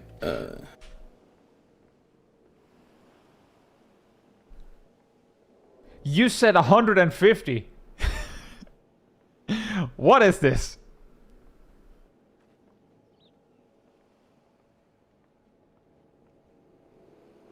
We can buy a hammer. It's nice. And we got Colossal Slash, which is the best one we can get. Might as well get some Hermes. Get Travel Deal, because it's the most value in the long run. Just a spoiler, so I'm not gonna take that. And might as well. Oh, nice. Here we are taking the Grey thing, because it gives us more HP, which is more valuable to us than the more magic that the bones would give. Yeah, it makes sense. And we got a special encounter, and you will notice that the timer in the top corner stopped completely. Oh. Why? Oh yeah. There you can see me activate Origination. So I plop this down. They have 2 curses on them. They take more damage.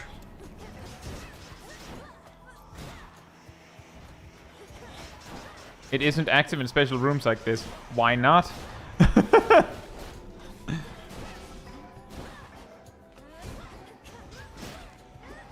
Because they take on fairly long. I'm guessing there are also a random chance of appearing, then?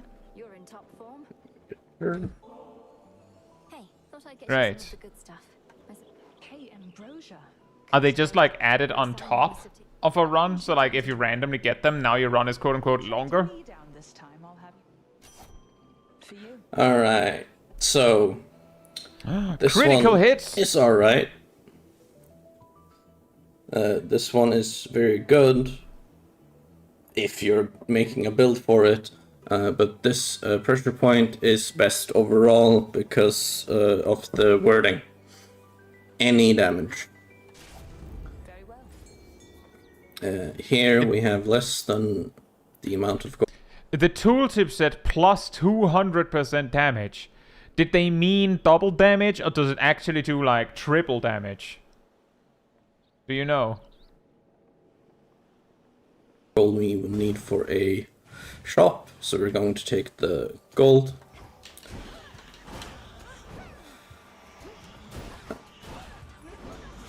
It The is other double. room was Selene, which would have given us a hex, but don't need one right now. So we are getting the thing that is going to give us the most Stay where you are. value. Yeah, those which red is thingies are roguelike resource for next runs, right? While the other one would have been potentially more helpful for this run. Or did I... No, I misunderstood And that, this I think. is the last shop before the boss. I know, because you can only have 2 shops per run. That's Hephaestus. We're not picking that, because it isn't very high value. And we're just gonna go to the boss. Poor Hephaestus. This is Hecate. We're She not does a lot picking of that things. because he's low value. Unfortunately, not a lot of them are going to be shown. And she's going to look easier than she is. F most for likely. Hephaestus. Arise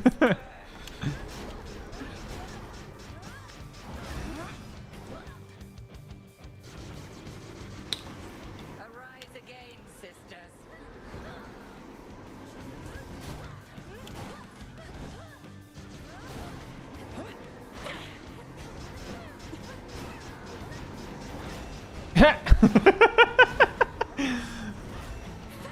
If you get hit by this, you can turn into a pig. Or a sheep, actually.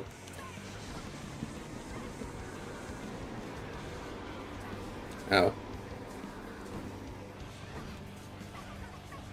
I liked the Ow. charge up Ow. move very hard and then Badly. miss because you decide to do it in a different direction than the boss to not get hit. Or that's what it looked like.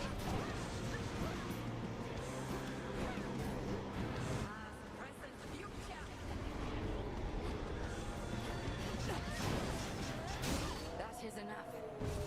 That is it. Hope you enjoyed the run. Okay, has a good rest of stream. Tucked away. Thank you. And I will see you all around somewhere. Have a good night. Fantastic. I like the part where I'm imagining that she often turns you into a pig, but specifically when you called it out, she didn't.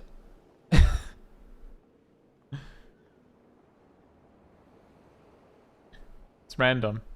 Right.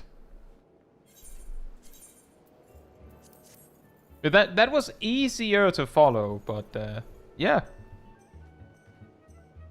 I think, given that I misunderstood the red thingies, it's the yellow flask thingies that give you an item that you may need for things outside of a run, isn't it?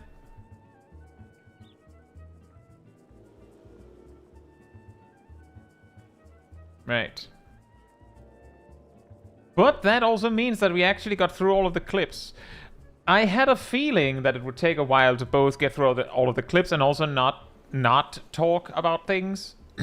Which is why I had planned a relatively short run. Or a relatively short walk.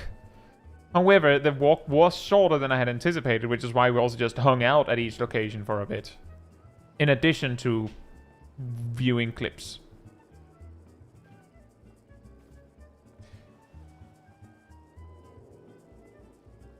I haven't played Hades 2. I've played Hades 1 a bit, as I said. So I don't really have as much point of reference, but I do think it's an interesting detail that each weapon has like 4 different modes and things like that. Really adds a lot of options. But on that note, hopefully we didn't miss any final questions or topics at the very end here. I had a feeling that there would be a significant amount of people that that weren't interested in Hades 2, which is why I put it last. So I don't scare away people, and then we continue the rest of the stream.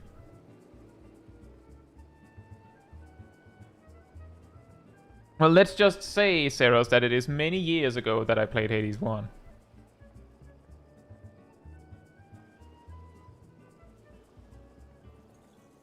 But, with that said...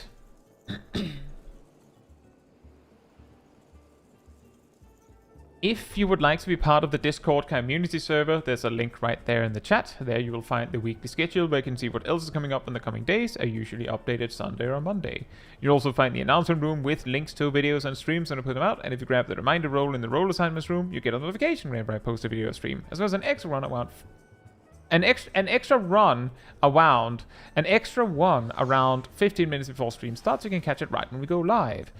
And if you'd like to support the channel even more directly, you can follow, subscribe, become a member, cheer, super chats, all that goodness. And if you don't like any of that, there's also a Ko-Fi link in the description. It all helps support me, and also in the chat from Aradel there. It all helps support me in the channel directly, so I can focus on doing stuff like this with all of you. So thanks so much for the support. But that'll be all from me tonight. So good night, good morning, afternoon, or evening, depending where you are in the world. And I hope to see you all very soon. Bye-bye.